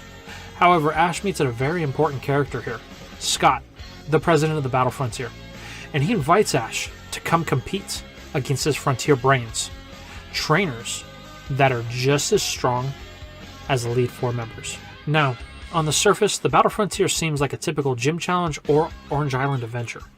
But it's really not. The trainers here are a different caliber, and we see that with how things play out. But first, we gotta add a couple of people back to the roster and make a couple of team changes for Ash. So Ash would arrive back in Palatown, and we would see a reignitement of an old rivalry of Latias and Bayleaf. Because the last time Ash saw Bayleaf, he didn't have Latias with him. And Bayleaf thought that Ash went off to the Hoenn region without Latias, so it was okay with him going. But now that Latias is back, they gotta fight it out again. But that doesn't change the fact that Ash is gonna leave Torkoal and Gliggly behind here. And he's gonna enter the Battle Frontier with a team of 4. For now. And from here, Brock, May, and Max rejoin. So the gang's back together. They're traveling through Kanto. Oh, and we also got to throw Misty on there because she makes a brief stop in to say hi and how's it going, and possibly have some sort of girlfriend rivalry with May, with Ash. I don't know. That's up to the individual person. But anyway, we're going to get far beyond that point. We come to find out that the first battle facility is right outside Cerulean City, the Battle Factory. And Nolan is the head of the Battle Factory. So Ash and his new team head that way. But before they get there, they get sidetracked when Phanpy decided that it wanted to tag along. Because, you know, it didn't really quite get that much of a Johto journey with Ash. It's had a little bit of time to mature, and it's ready to step out of the spotlight of a mascot and step into a full-team brawny battler. Which I can't blame it. It sat around for a year, so why not want to do a little bit more? Anyway, let's get to the first battle facility, the Battle Factory. Here, we meet Nolan and learn that one of his ace Pokemon is Articuno. On the surface, this doesn't seem out of the ordinary for Ash because he's got Latias. But I still think that Ash would make the call for Charizard. One of the things that the Battle Frontier did right is they allowed Ash to use some of his older Pokemon and call some of his heavy hitters, like Charizard. So here, the battle will still play out the same. There's no reason to change it. Charizard would still struggle to get the win, but in the end, prove that it's got the better endurance compared to Articuno, earning Ash his first Frontier symbol. Next, we head on over to the Battle Arena. Now, Greta is a fighting type trainer, but her battle style is more along the lines of a sumo style. But instead of pushing them out of the ring, they just get flattened or until they don't have anything left. Now, the Pokemon she uses for this is going to be Medicham and Hariyama, just like in the original. Ash, on the other hand, well, he's got a couple of calls to make. You see, normally he used Snorlax and Grovyle here, but Grovyle has evolved into a Sceptile. So it really wouldn't do it any good to further its growth story-wise to have Sceptile battle here. Now, don't get me wrong. I'm not saying Sceptile shouldn't battle here, but what I'm saying is I'd like to give the spotlight to somebody else, and we're going to go with Snorlax and Bayleaf instead. You see, I think Bayleaf could pull its weight just as much as Grovyle did. Bayleaf did end up winning the fighting type gym in the Johto region, so it is familiar with fighting type battles. And it does have a bit of a stubborn streak, so I think it would prove to be very, very good in a sumo style match. Don't get me wrong. In the end, I still think Snorlax and its 18 moveset would win, and that would earn Ash his second symbol. Now we head into the next battle facility. And that battle facility just so happens to be the Battle Pipe. This is where we meet Lucy, the Serpent Queen. Now, we have a very important evolution that is supposed to happen before the Battle Pipe, which would be Phanpy. Unfortunately, Phanpy isn't as strong as it was in the canon when it started out on this journey. So, it's still going to be a Phanpy. That's going to leave Ash to make a major change here, and I think we all know who's going to come in. Dos Old Reliable, Latias, and Pikachu. Now, I think Pikachu is obvious because it's a Milotic, and that thing seems to have this love-hate relationship with the Water Serpent, but Latias would stem from the fact that Seviper is poison, and Latias is a Psychic Dragon, so it just makes sense to put it there. None of Ash's other Pokemon really stand a chance as far as typing-wise concerned, but we'll get into that later. Anyway, I think Latias would pretty much dominate the battle with Seviper. I mean, yeah, Lucy is an Elite Four level trainer, and her Pokemon are stronger than others, but at the end of the day, a legendary Psychic versus a normal Poison Snake isn't really going to stand that much of a chance. So Ash would end up taking it. But I think when we get to Milotic, we'd probably see a swing of change. Ash would try to keep in Latias here just to keep the momentum going, but at this point, Pikachu's trying to learn Volt Tackle. So he would want to try and save Pikachu for as long as possible. This would drive Latias to end up losing to Milotic. Lucy's Milotic is somewhat of a tank, like most in the series. And this is the first time that Latias has had to fare against one. And I would say that even though it is stronger, I think Lucy's has the ability Marvel Scale, so do with that what you will. But in the end, Pikachu would still get the win, giving Ash his third symbol. Now, we're going to head over to the 4th battle facility against the Dome Ace, Tucker.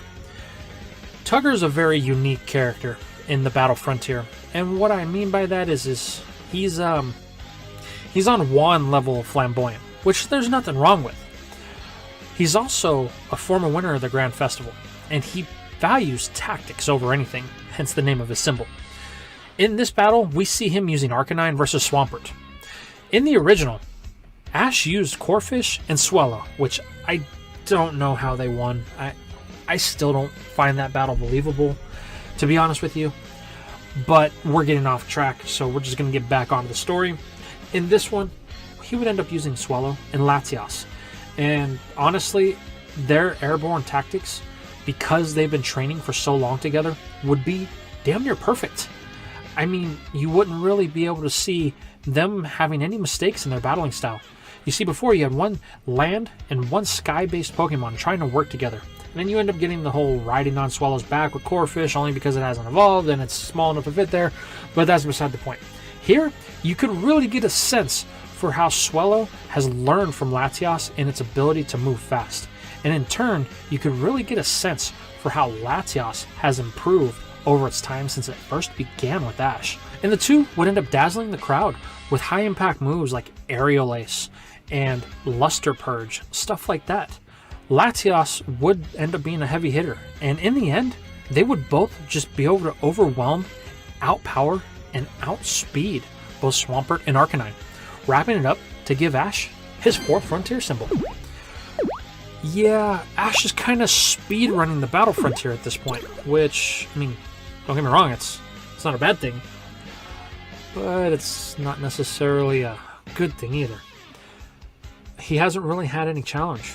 You see, when you have to battle Elite Four level trainers, the challenge is supposed to be that they're Elite Four level. But remember, when Ash went to Hoenn, he got the chance to battle 3 of the Elite Four. 4 technically, because he fought Drake in a non-official match. But with that being said, he's faced this caliber before. So it's not really anything new to him. Unfortunately, this does go to his head a little bit. And this is where we start seeing Ash kind of struggle. You see, Ash doesn't really have to worry about the whole heartbreak thing with Sceptile when it was a Grovyle and then it evolves. That doesn't really happen here. It's already a Sceptile, so there's no point of even including that arc. But we do have to talk about the arc of Spencer. You see, Spencer is very much a naturalist, old man, hermit, lives in the woods type. He very much believes in the power of nature, and his Pokemon reflect it. I mean, just look at the battle. Using the Whirlwind to power up his moves, Sceptile ended up getting caught in one. I mean, just from start to finish, Spencer proved that he was actually a powerful opponent. And Ash pulled a Hail Mary out of the end, facing a type that Sceptile had an advantage of, and he learned Solar Beam, and the clouds just so happened to open up. Anyway, we're getting way past ourselves. Here, I think because Spencer is more of a defensive type trainer, things might get a little bit tougher for Ash.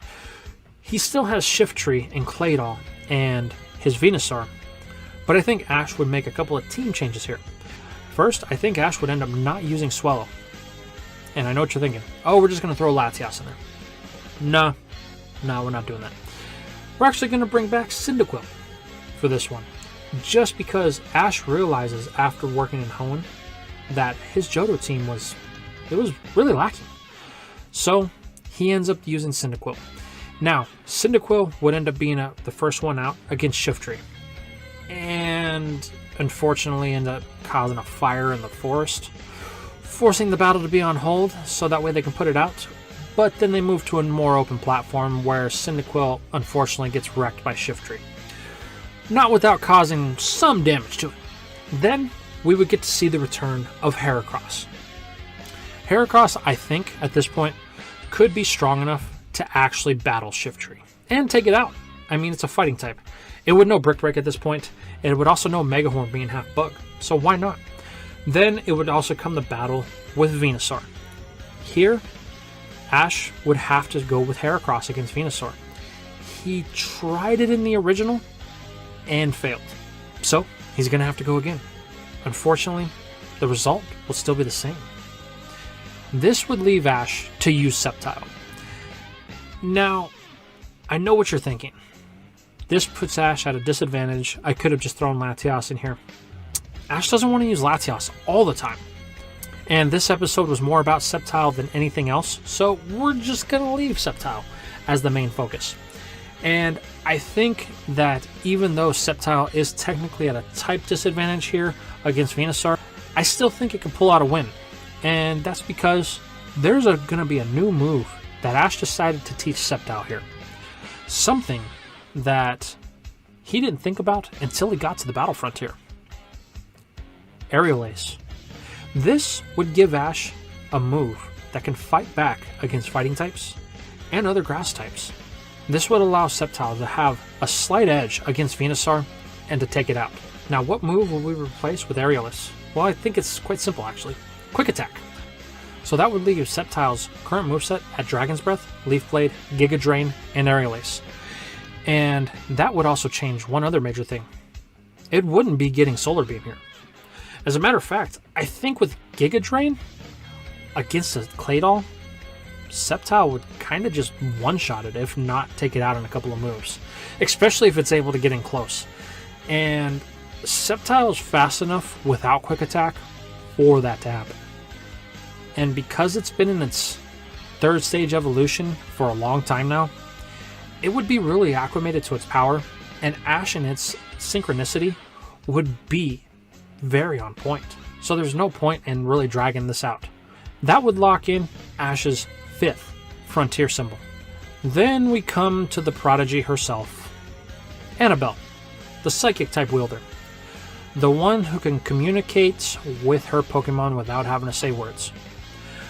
I will say here that this is going to go down the same way as it did in the anime. You see, in the anime, she used Alakazam, Espeon, and Metagross, and Ash used Corphish, Tauros, and Pikachu. Now, while Ash won't have Corphish, he'll have Latias, so we'll make that change for the battle as well. I do still think that Annabelle has a lot to offer here, because it explores something that Ash and Latias have not done yet. And that's the fact that Ash and Latias could potentially link their minds to make their attacks stronger. And that would be a good training arc after Ash loses his first battle with her. So instead, we would have Tauros, and we would have Latias, and we'd have Pikachu. And even though she is a legendary, it would still give Ash another reason to have it around, and another bridge for them to cross together. This would lead into the rematch where we'd end up seeing Tauros tying with Metagross, and then Latias would go one-on-one with Alakazam, and at this point, it would just be who's the stronger Psychic type. And honestly, I think that Latias would shine here. Ash has an unnatural ability to link with this Pokemon rather quickly, and even though she's been doing it a while, Latias being with Ash as long as it has, it's just like second nature with the two. And they've always shared that psychic link. So the battle would go on pretty quickly, and Latias would end up taking out Alakazam. This would lead Ash into having 2 versus Espeon. And quite frankly, I don't really see how Espeon would be able to win. I mean, Latias has a far better stat base than it. And not only that, but the experiences that Ash has had to this point, it would make things a little bit easier for him, especially now that he's picked up on Annabelle's trick. That would mean that this battle would end up being won either with Pikachu or Latias. I could see Ash interchanging between the two, and that could make for an interesting battle. That would also keep Annabelle off her game because she wouldn't be able to synchronize with Espeon like normal.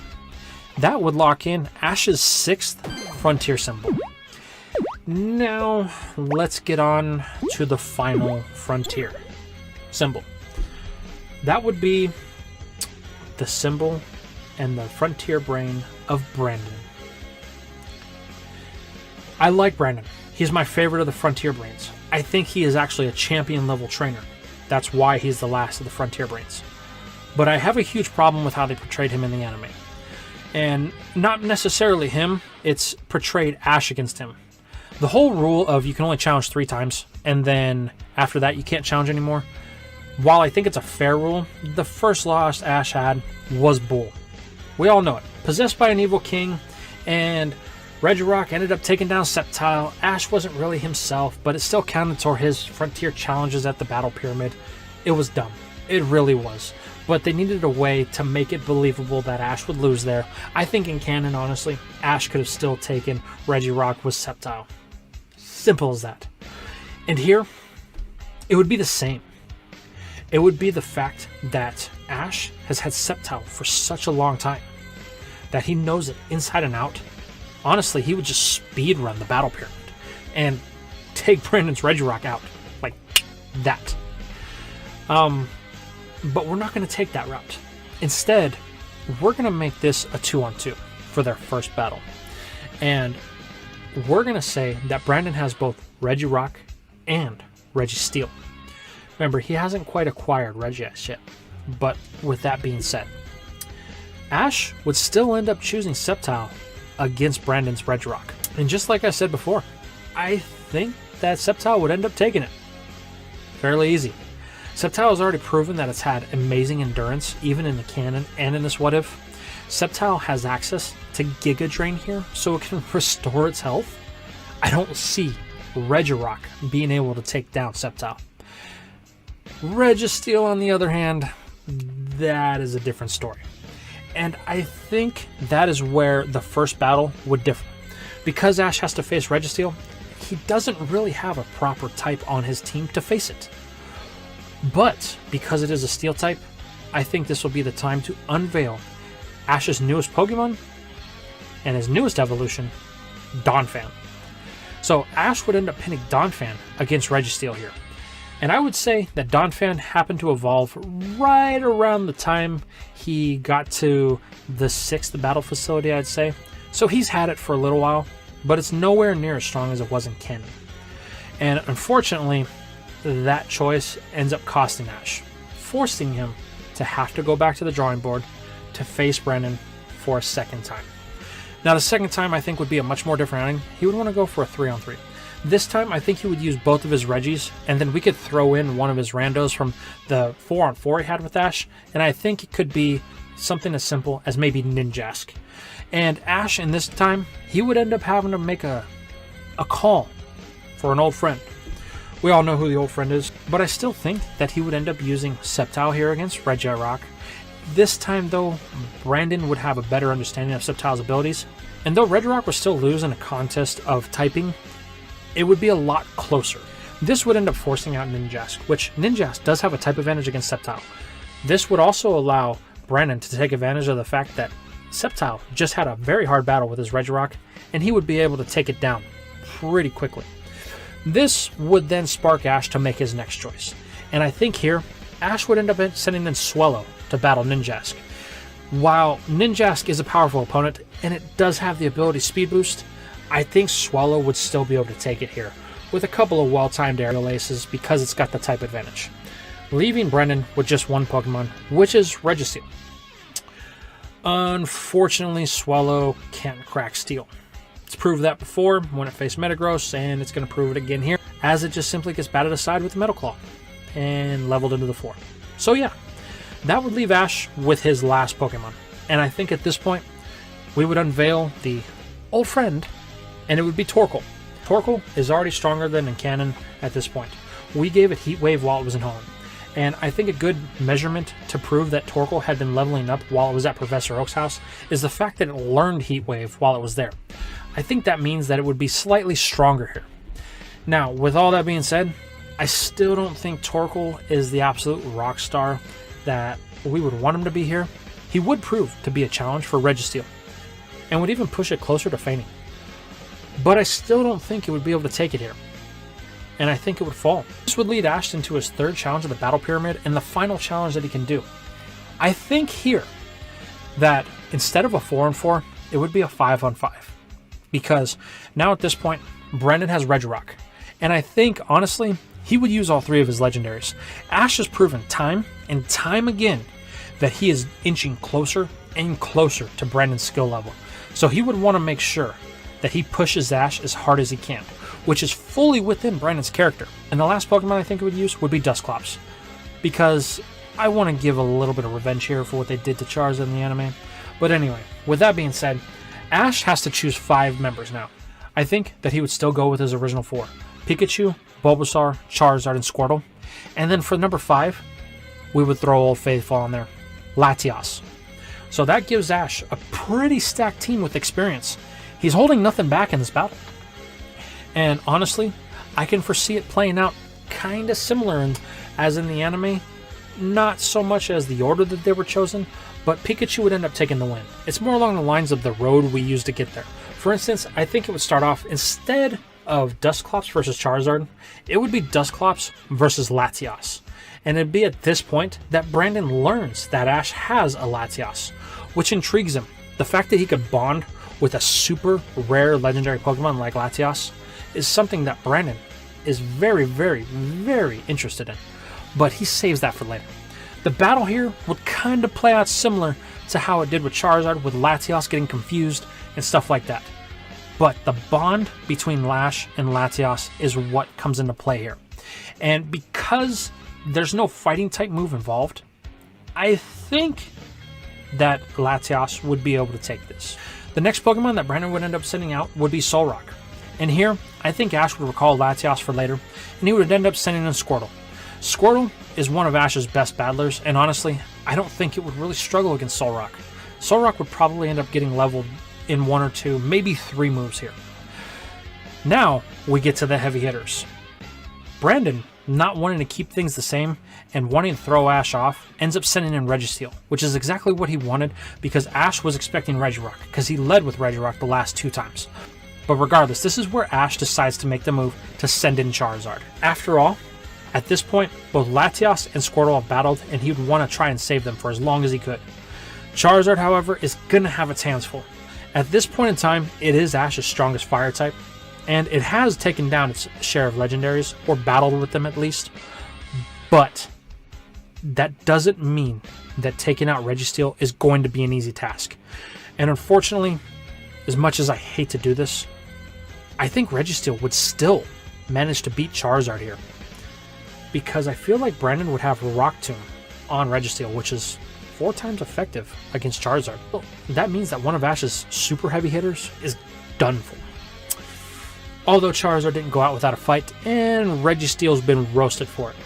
Now at this point, Ash just has to put in some damage. This is where he decides to put in Pikachu. And Pikachu is able to get in there quick and light it up with the Thunderbolt, dropping the Iron Behemoth and giving Ash his first win over a Reggie. Next would come in Regirock.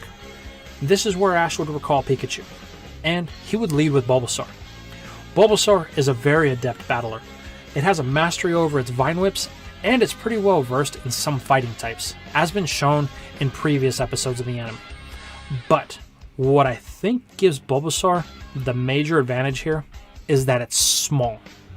Small and fast. And this would allow it to outpace Regirock and be 2 to 3 steps ahead of it. Unfortunately, Bulbasaur would end up falling, because not even Bulbasaur's small stature can avoid a lock-on Hyper Beam combo. And unfortunately, we would see a struggle between Solar Beam and Hyper Beam here, to where Bulbasaur comes out the losers. This would have Ash send back in Squirtle. I think at this point that Squirtle would be able to put in enough work to at least take down Regirock, although it did come at a cost because it did get enveloped with another Hyper Beam. Fortunately for Squirtle though, it has the ability to withdraw in a shell, so the damage was cut in half just about. After Regirock falls, that leaves Brendan with Regice. Now Regice is probably the strongest out of Brendan's 3 Regis as depicted in the anime. And with that being said, Ash would want to keep in Squirtle here, just to try and do some damage. Unfortunately, it doesn't really last that long, so Squirtle gets taken out rather quick. Knowing that it's either Latias or Pikachu at this point, Ash decides that he's going to send back in Latias. He knows that Ice-type moves are its weakness, but he's going to do his best. Unfortunately, this does make one of Latias' moves in Dragon Breath a little bit redundant because it's not going to really cause any damage. However, Latias is able to cause some decent damage with a few Luster Purges and even a Dragon Breath, even though Ash knew that it wouldn't do that much. But however, the Dragon's Breath has one effect that happens before Latias falls. It does manage to lock in a paralysis, and that's going to be a huge win for Ash and Pikachu, because as Latias gets recalled, Pikachu gets sent back in. The Electric Mouse now has to topple this Iceberg Legendary. In the anime, it took a lot, and it was honestly a stroke of luck that Pikachu did it, but it did. Here, however, with Latias being around, Pikachu's going to be stronger, and it's going to be faster, and it's going to make things a little bit easier. Don't get me wrong, there's still going to be a struggle there, and it's going to be a couple of moments like Pikachu getting frozen in ice and it having to break its way out, but I think in the end, with the well-placed Iron Tail, Ash would still be able to take out Regice. This would bring Ash's Frontier run to an end as he finally secures his 7th Frontier symbol. Now this is going to leave Ash with a choice. Scott's going to give him an offer to become a Frontier Brain. Or does Ash choose to continue his adventures and head to the next region, that is Sinnoh?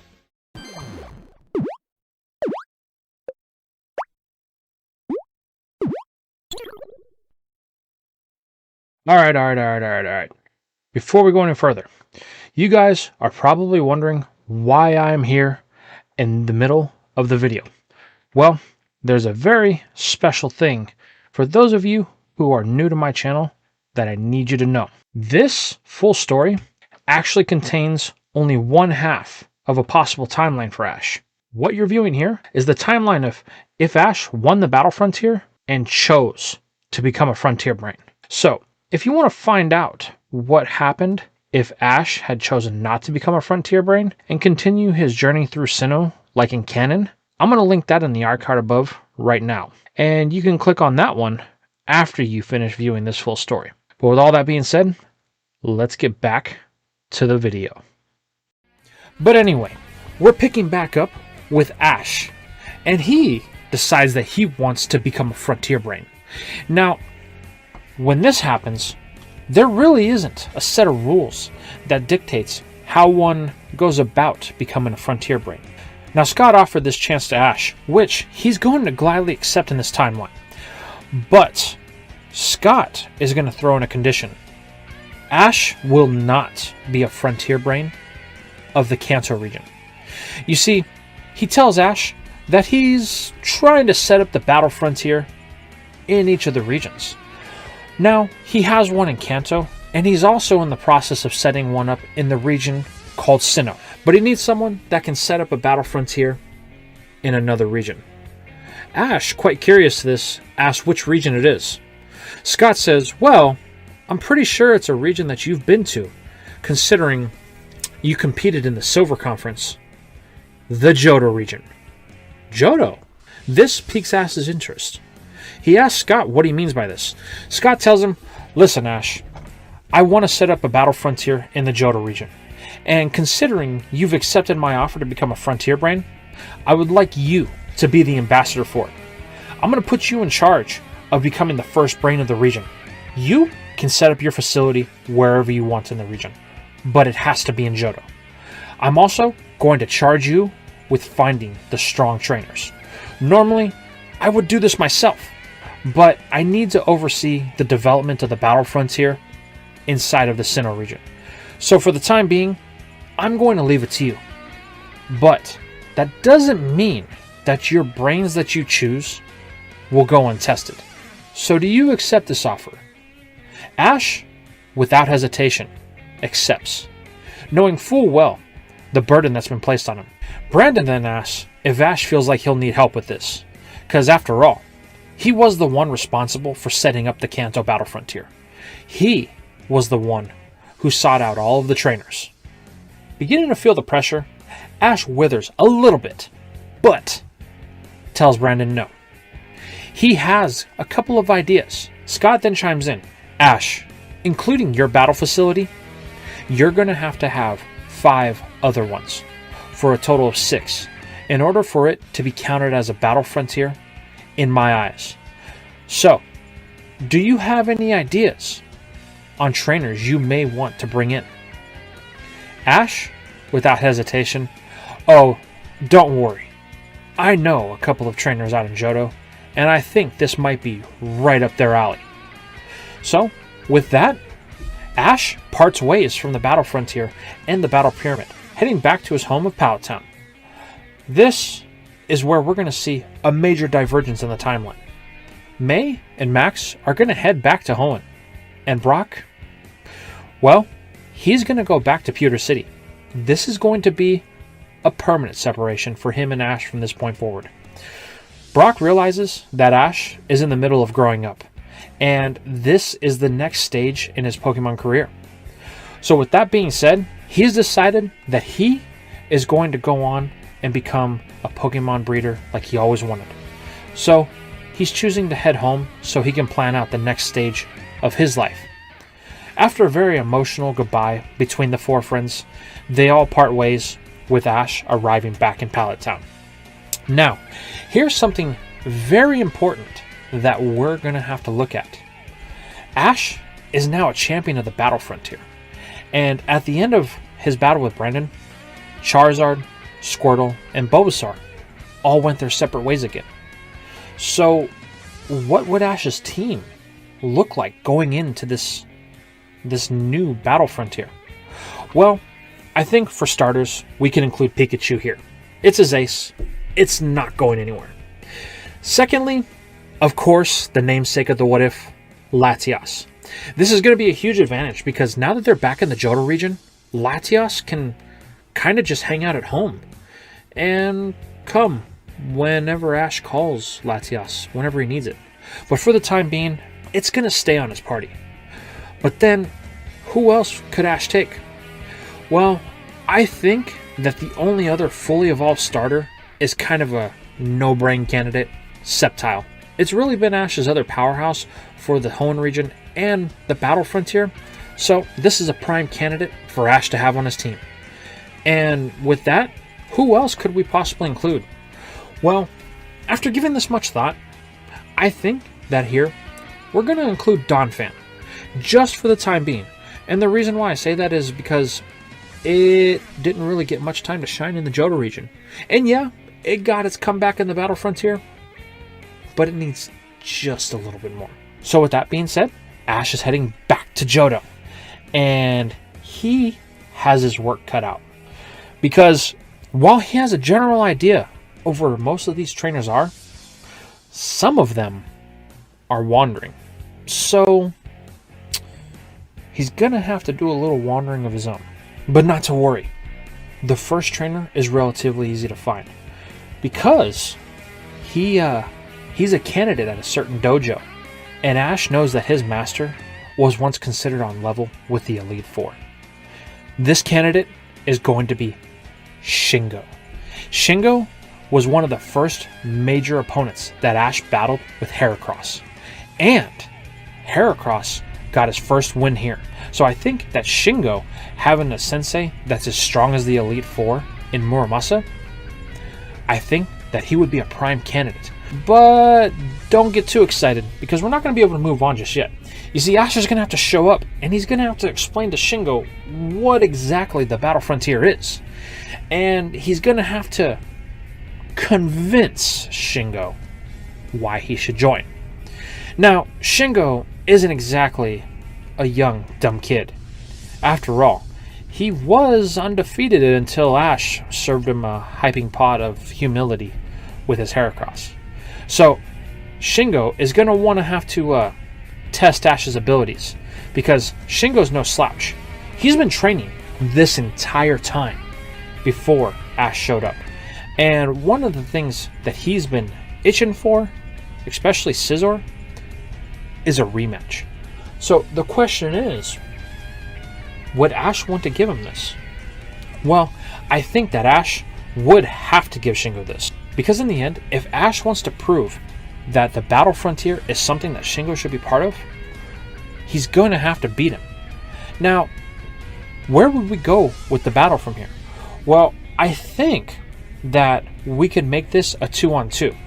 And it would obviously have Shingo Scizor, and we'd have to give him another Pokemon. After thinking about this, I feel Shingo is kind of the technical type of battler. Not as extreme as Paul, but he is the type of person that values strategy more than anything. And he's really come into his own since he's put down the laptop and actually started training with his Pokemon. Now, the question is, what other Pokemon could be technical? Well, after considering a lot of other Pokemon, I feel like the one Pokemon that could offset Scizor in its battle style being offensive and very speedy would actually be Shuckle, offering slow defense. And we would see this in the battle. Now, we know that Pikachu didn't battle Shingo in the original outing, but in this one, Ash would obviously go with his ace against this new Shuckle.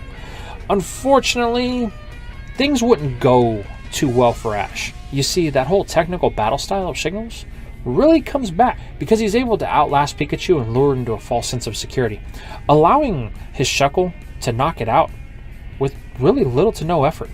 This kind of sets Ash on tilt and is kind of causing Shingo to doubt the validity of Ash's claim about this Battle Frontier being a challenge above challenges.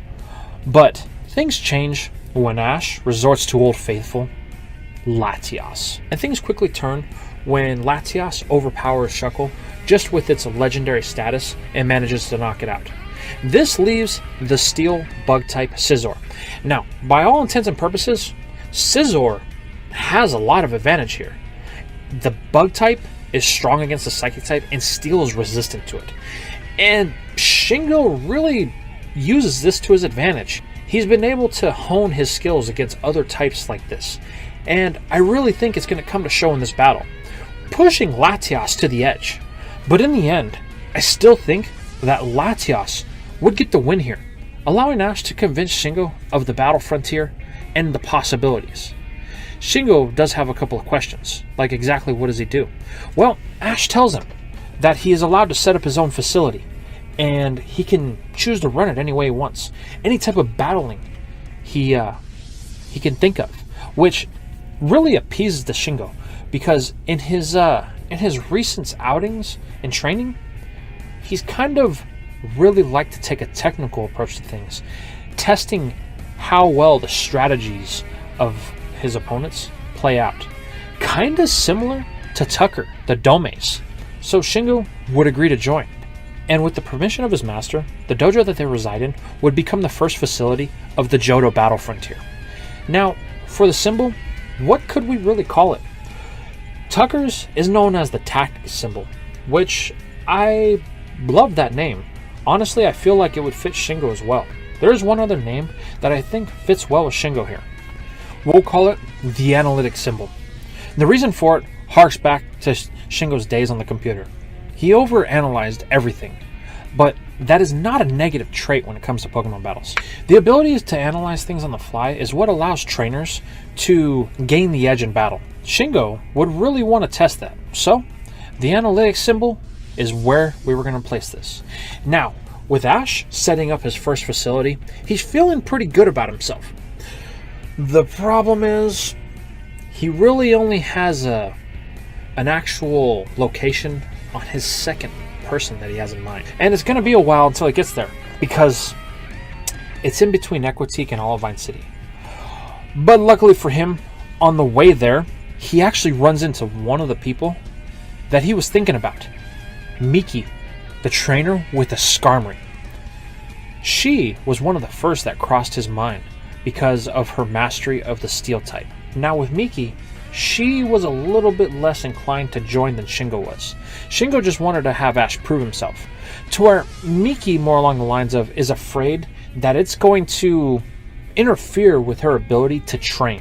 One of the things that she's really big on is being able to overcome the weaknesses of her Pokemon. And I think this would play out. Now, her and Ash would still have to have a battle, which I think this time we can just make it a one-on-one, with her wanting to test her Skarmory, with it being her ace, against Ash. Last time, he used Cyndaquil, and he won because of the whole type advantage. But this time, I think he would want to go with the type disadvantage, just to prove that Miki's thought process is perfect for the Battle Frontier. So, he chooses to go Sceptile. Now, the battle would be a little bit on the back foot for Ash. Sceptile, even though he is the ace of Hoenn, is still at a huge disadvantage when you throw in Steel on top of the Flying type. Luckily for Ash though, its Leaf Blades proved to be the perfect counter to Skarmory's Steel Wing, allowing it to fend it off and provide a good defense. In the end, Sceptile would end up activating its Overgrow, allowing it to take down Skarmory. This would inevitably convince Miki to join the ranks of the Battle Frontier Brains for the Johto region. Now, this would have to be the same thing that he established with Shingo. Where is she going to set up the facility? Well, I think this actually is perfect for Miki, because she's not really the type of person to want to stay in one place, not really travel, but she likes to test herself in the elements, which means that really a mountainous / forest region is where she would want to set up, kind of like Spencer of the Kanto Battle Frontier. She would like to be exposed to the elements for her adaptability.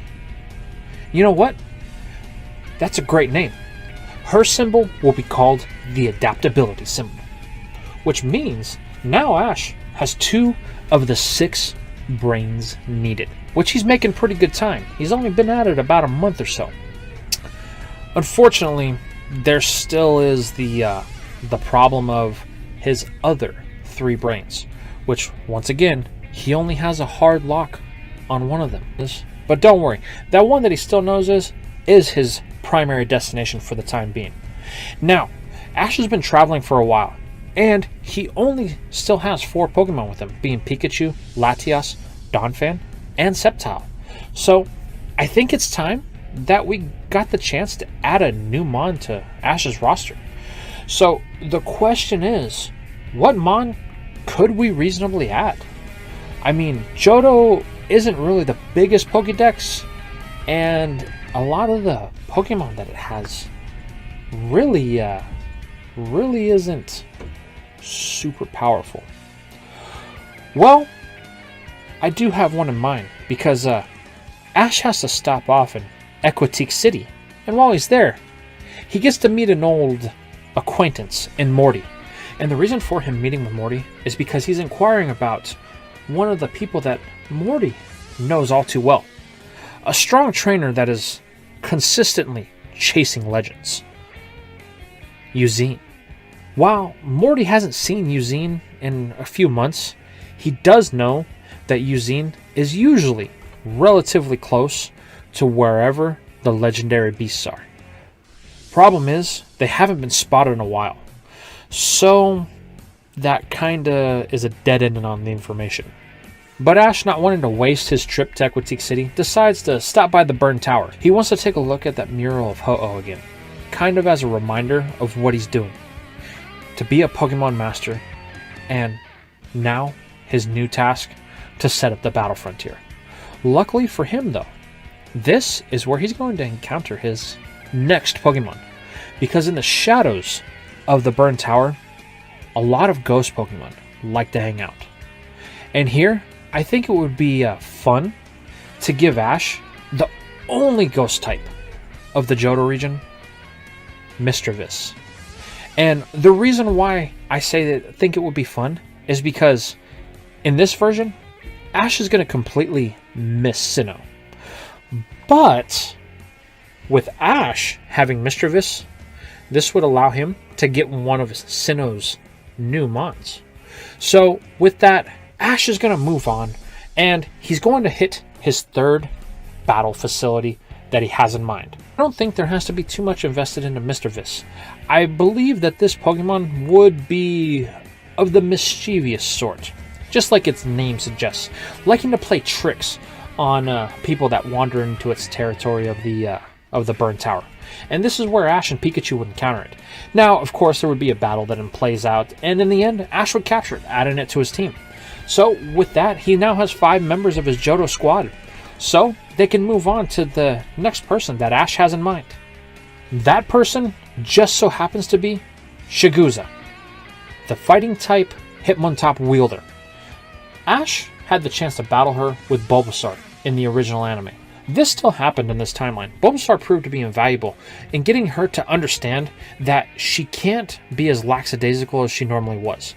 Now, while that being said, she still is kind of young, but her grandfather has been mentoring her since Ash left. And not to mention the fact that her Hitmontop has gained a lot of abilities and new moves. And because Ash is now back, she would want to test her former rival, who helped her secure the spot of Shihan of her dojo. Now, the question is, has she gained other Pokemon besides Hitmontop? And I have a feeling that yeah, she would. One of the most notable ones that I feel like would fit her style would be a Meditite. So I feel like Meditite and Hitmontop would be among other members on her team. Now, of course, she's going to want to test Ash, and she's going to want to do it in a 2-on-2 here. So Meditite and Hitmontop would be her choices. Ash, however, doesn't have Bulbasaur here. He's still at Professor Oak's lab.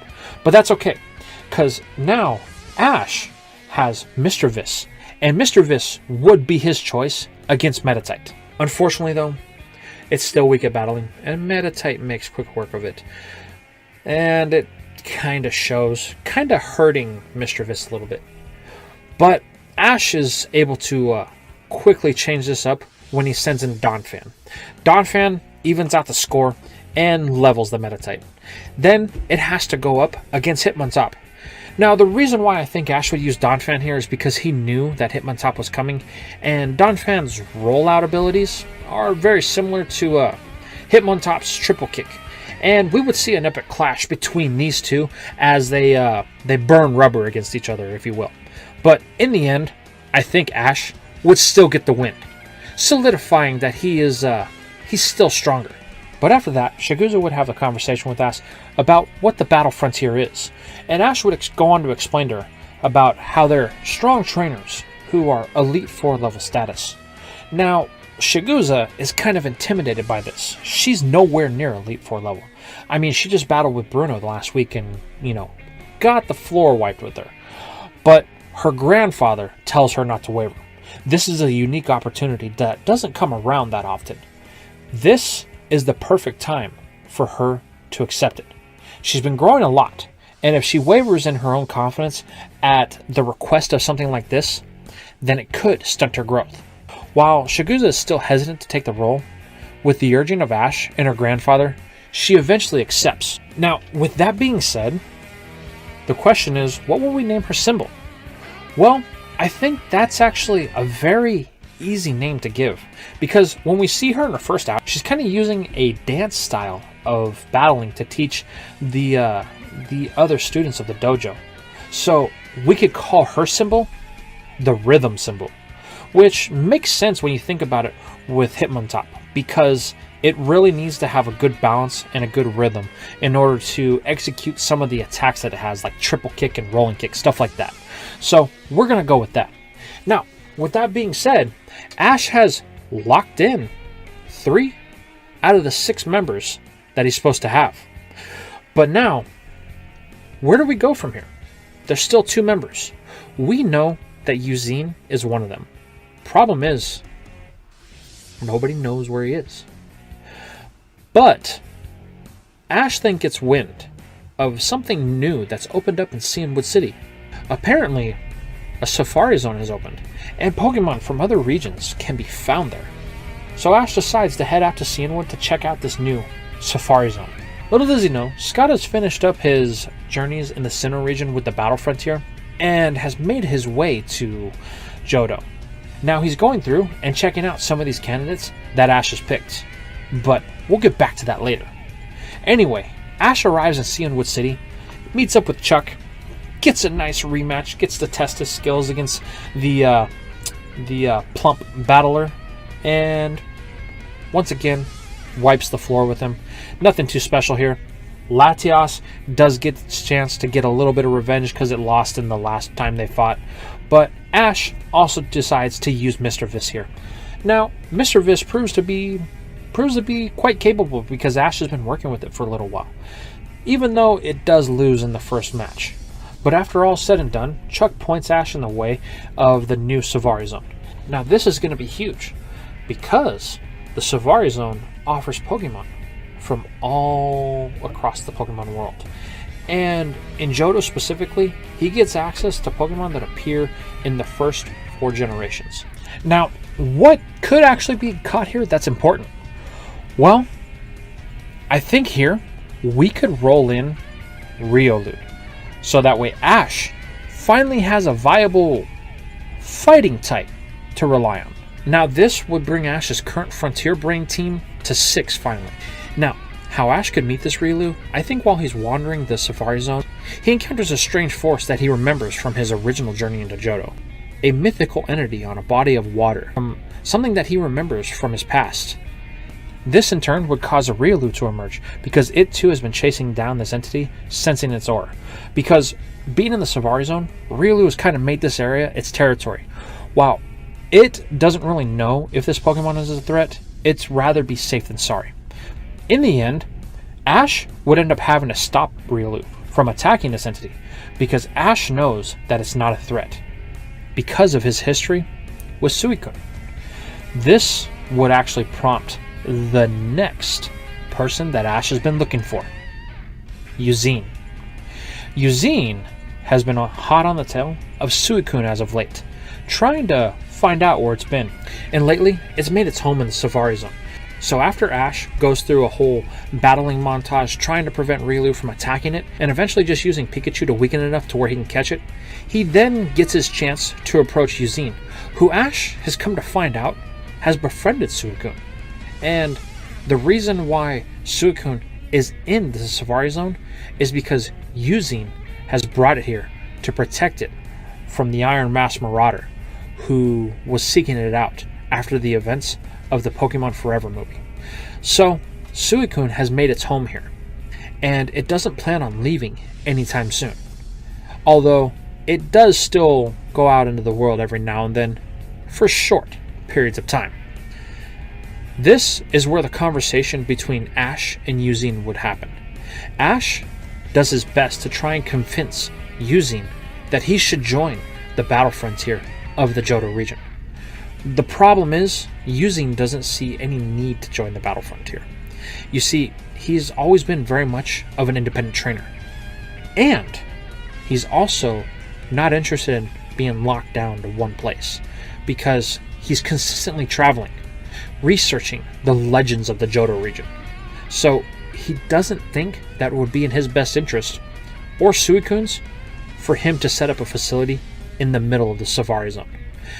While Ash can agree with that, he does make the argument that there is a Frontier Brain in Kanto that doesn't really stay locked into one place. He moves around at his own free will.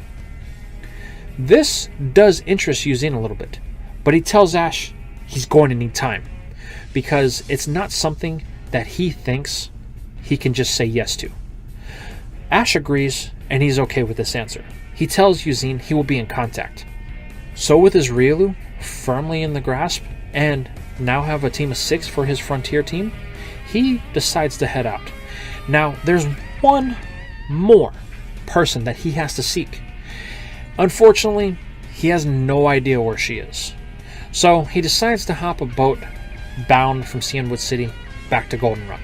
And the reason for it is because this is the hub of the Johto region. It's the busiest city. So if anybody may know where this person is, it would be here. Fortunately for Ash, he's not going to have to wait long. And the reason for it is because the person he's been seeking is actually getting ready to board the boat he's leaving. Casey, his old former rival of the Johto region. These two have some history, mainly her obsession with the Electabuzz baseball team, but we're not going to get into that right now. Ash is actually happy to see her because he knows that even though she's still young, she has just as much potential as he does, and he's curious to see her growth. Being the fact that Casey hasn't seen Ash in such a long time, she actually neglects her boat ride and ends up missing it. But that's okay with her, because she's going to get to have a battle with Ash right here on the docks. So the two decide to have a 3-on-3 contest, winner take all. Ash is excited about this. He's quite eager to see how much she's grown. Casey, on the other hand, has something to prove, because she's still a little bit sore about that time that Charizard just, one-shotted her whole team. But that's in the past, and she wants to prove to Ash that she has what it takes to beat him, not knowing of his accomplishments since the last time they fought. Now, with the start of this battle, I think we would see the return of an old friend, her Electabuzz, who's evolved from an Elekid.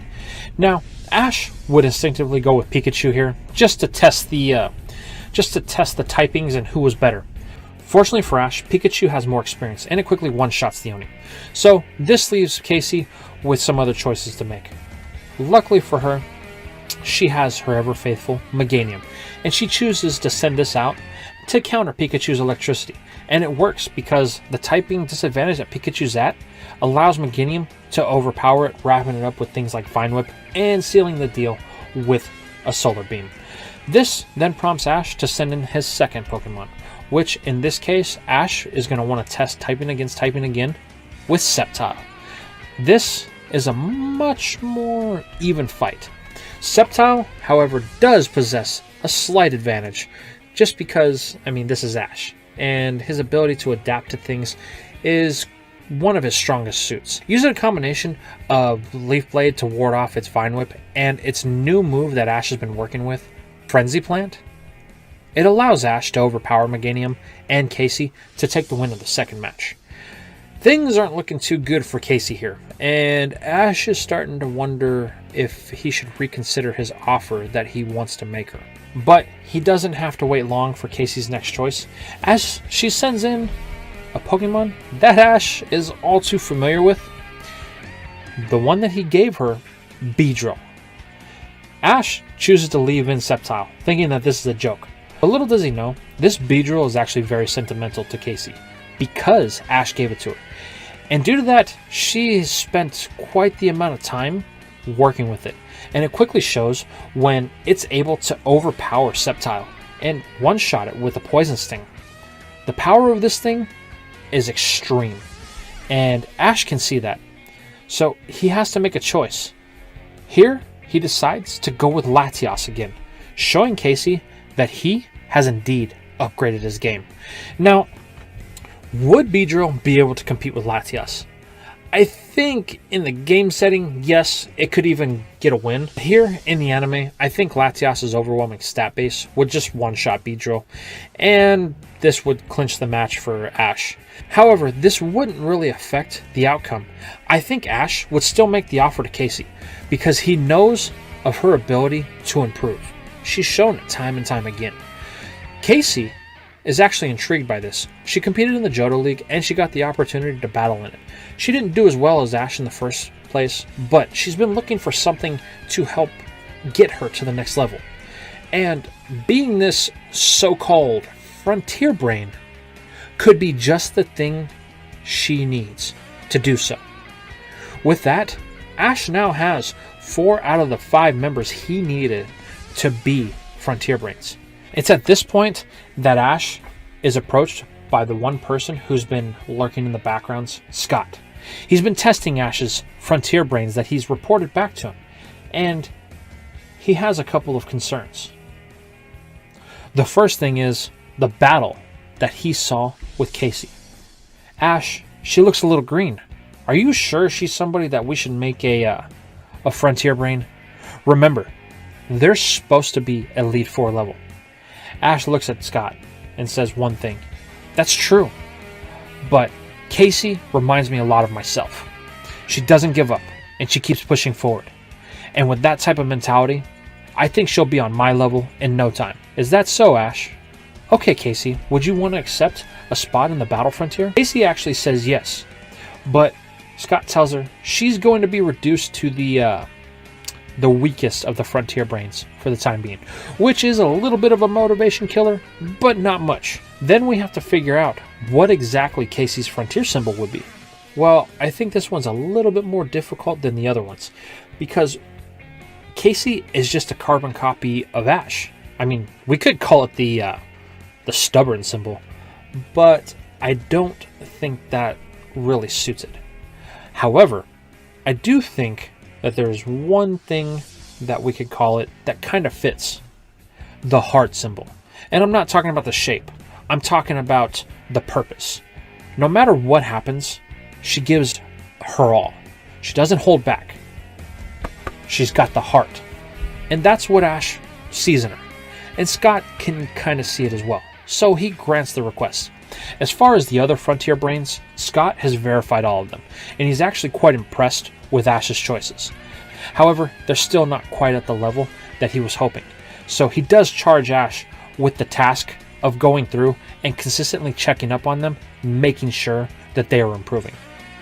There is, however, one problem. Ash is still a brain short. Ash sighs, telling Scott that yeah, he did have someone in mind, but he's not really sure if they're going to take this position. Luckily for Ash and the convenience of plot, we get their answer right then and there. When Eugene appears out of nowhere with his Alakazam teleporting in, he tells Ash that he is going to accept his position. Even though he doesn't like the thought of being tied down, the fact that he may get to travel like this Brandon person is intriguing with him. That means that he can still do the things that he likes while being able to fulfill his responsibilities as this frontier brain.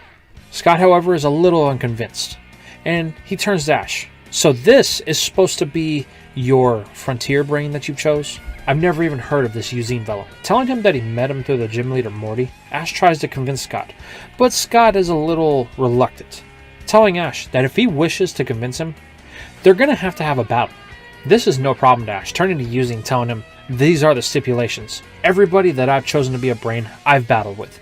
So, if you want to be a frontier brain, you have to battle with me. Eugene has no problem with this, asking for a 2-on-2 match. Ash is excited about this. Unfortunately, though, he's used both Pikachu, Latias, and Sceptile. So, that's going to leave him a little light on some options, but that's okay, because he still has 3 more members to go. But this could come back to haunt him.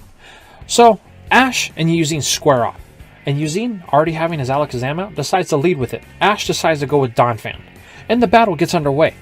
Now, Donphan is very powerful, but it's kind of a one-trick pony. It rolls really fast and, charges at things and hits very hard. However, Alakazam, with its ability to teleport and its psychic abilities, is able to easily maneuver around this, taking the battle with relatively no damage, leaving Ash with just one choice. So, he's got his Mischievous, and he's got Riolu. Riolu still hasn't quite come around to Ash, and he hasn't really used it in a lot of battles. But Mischievous, on the other hand, has proven to be quite capable of taking on opponents. So, Ash decides to go with his Ghost type. Mischievous proves that it has what it takes to stand up to Alakazam, and eventually even evades one of its Psychic type attacks to land a Shadow Ball from behind, knocking it out. This intrigues Eugene. He's never seen somebody wield a Ghost type like Ash does. So, he decides to use his own Ghost type with Haunter. Haunter emerges from its ball, and it's kind of menacing, intimidating its opponent Mischievous a little bit. But Ash tells it to stand strong. They can do this. The battle starts off, and it quickly becomes apparent that Haunter has the advantage, mainly because of its evolution. It just has more power than Mischievous. But the fact that Mischievous had to battle really isn't working well in Ash's favor either. But that's okay though, because Mischievous, one thing it does have is endurance, and it pushes Haunter to the edge.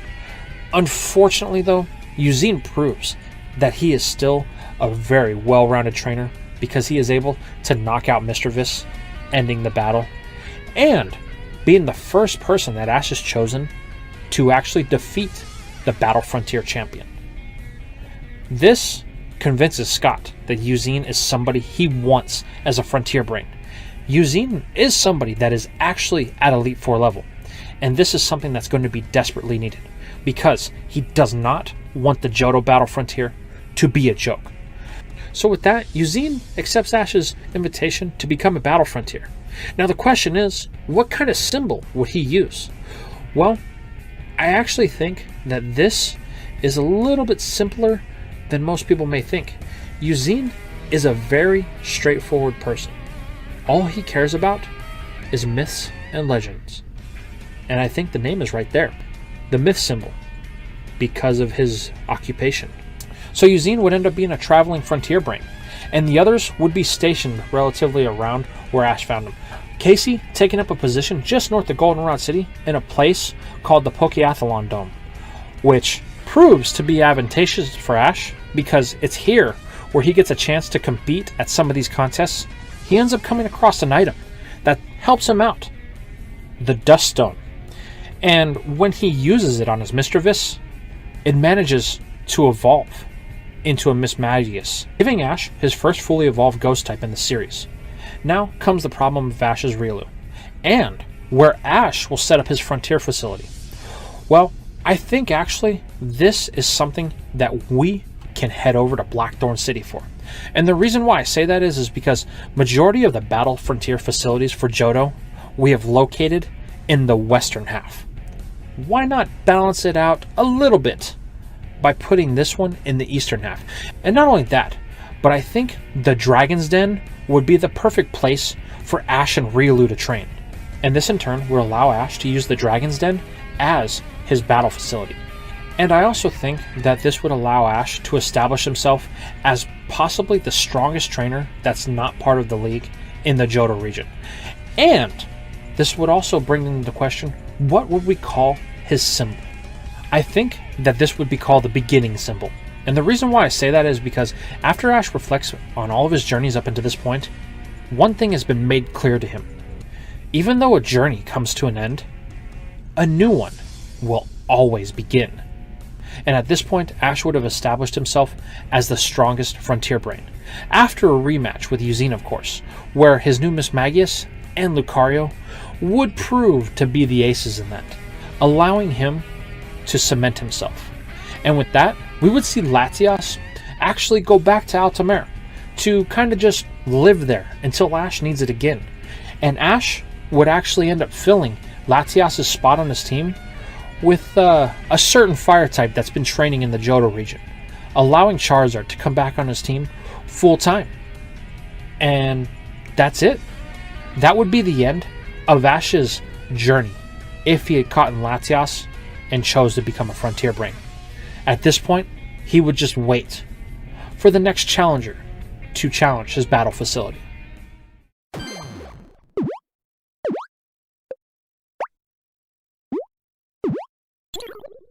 So let's get into it. What has been happening with Ash since the end of the last part? Well, some time has passed.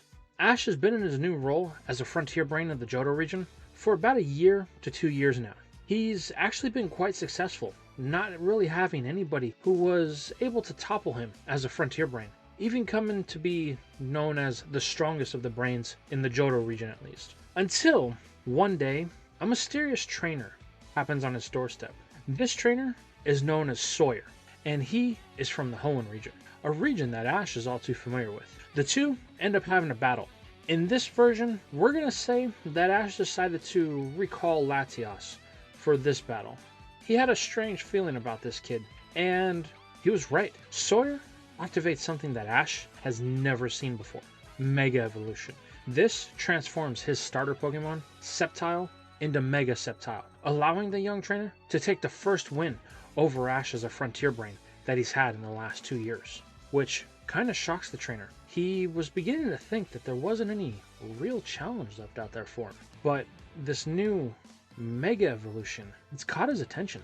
After their battle's concluded, and Ash presents him with his frontier symbol and announces him as the first ever victor, the Johto Battle Frontier, the two sit down and have a conversation. Ash has many questions. Wanted to know about this Mega Evolution and its process. What is it? How does it work? Sawyer is all too happy to answer this question. Sawyer explains that Mega Evolution is prominent in 2 regions in the Pokemon world, one of them being Hoenn. It's been popping up over the last couple of years with the reawakening of the legendary Pokemon Kyogre and Groudon. Ash flashes back at this point, remembering that he was there for those. Whatever happened awakened them and also triggered the activation of all of the Mega Stones around the region to start coming back to life. But that isn't the main focus here. Sawyer tells Ash about a brand new region that also specializes in Mega Evolution. As a matter of fact, it was thought to be the origin of Mega Evolution until some recent discoveries in Hoenn, but that kind of just escapes Ash. He hears new region and Mega Evolution, and he wants to get as much information out of Sawyer as possible. Well, Sawyer actually says that he's heading out there himself to compete in the league. This region is known as Kalos, and they actually have a place that's dedicated to the practice of Mega Evolution, known as the Tower of Mastery. While Ash isn't really interested in competing in leagues anymore, he does find this whole Mega Evolution and Tower of Mastery aspect quite interesting. So it's at this point that Ash, he makes a decision. He's actually going to close down the Battle Shrine for a while. He feels that it's time for him to broaden his horizons a little bit more. There's something else that's happened in the world that he could possibly use to become stronger. Without hesitation, he asks Sawyer if he happened to have any traveling plans. Sawyer says no.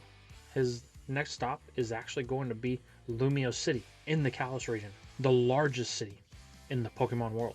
Ash then makes the decision that that will be his next stop as well. Sawyer eventually departs from the Battle Shrine, as he has already predetermined flights that he needs to catch. To where Ash, on the other hand, well, he has responsibilities. First things first is to contact the president, Scott. Ash needs to let him know that he's closing the Battle Shrine for the time being. Scott inquires why Ash would like to close the Battle Shrine. Ash tells him it's because of Sawyer, this Mega Evolution. He can't get it out of his head. He feels that it could be the chance at a new level of power, something to make him stronger, because he doesn't want to just cement himself as the strongest frontier brain in the Johto region. He wants to cement himself as the strongest frontier brain in general. Doesn't matter what region. And Mega Evolution will be the next tool to help it. So with that out of the way, Scott gives his blessing to Ash. And after notifying Claire and the Elder of the Dragon Shrine, Ash closes the doors of the Battle Shrine, setting out for this new region known as Kalos. Now, the Pokemon that Ash is going to choose to bring with him here are going to be very, very light, because he also intends to acquire some new team members. But he is going to be bringing Latias and Lucario, as well as his old buddy Pikachu. Lucario, he feels like he needs the most amount of time with. Latias, because he didn't really get a chance to travel with it in the Sinnoh region, and Latias feels like it needs to stretch its wings after being home in Altamira for so long. And well, Pikachu, it's Pikachu, and wherever Ash is, it's gonna be. Now, a few days happen to go by, and we find Ash smack dab in the middle of Lumio City. This is a place unlike anything the boy has ever been. You see, he's been spending a lot of time in the much rural, smaller Johto region. It's very sparsely populated, and this urban setting is something that Ash hasn't experienced in a long time. Not even Goldenrod has something like this. So he's taken in the sights, but he has one stop here. Sawyer had mentioned something, or someone should I say, the professor of the Kalos region and the one who studies Mega Evolution, Professor Sycamore. After getting in all of his sightseeing, Ash stops by the shop to say hi to the professor. The professor knows Ash all too well, because as a frontier brain, Ash's reputation has started to precede him as a strong trainer, and it's come to the point to where he's gotten a little bit on the famous side. So much so that Professor Sycamore is kind of awestruck that a frontier brain would be in his laboratory.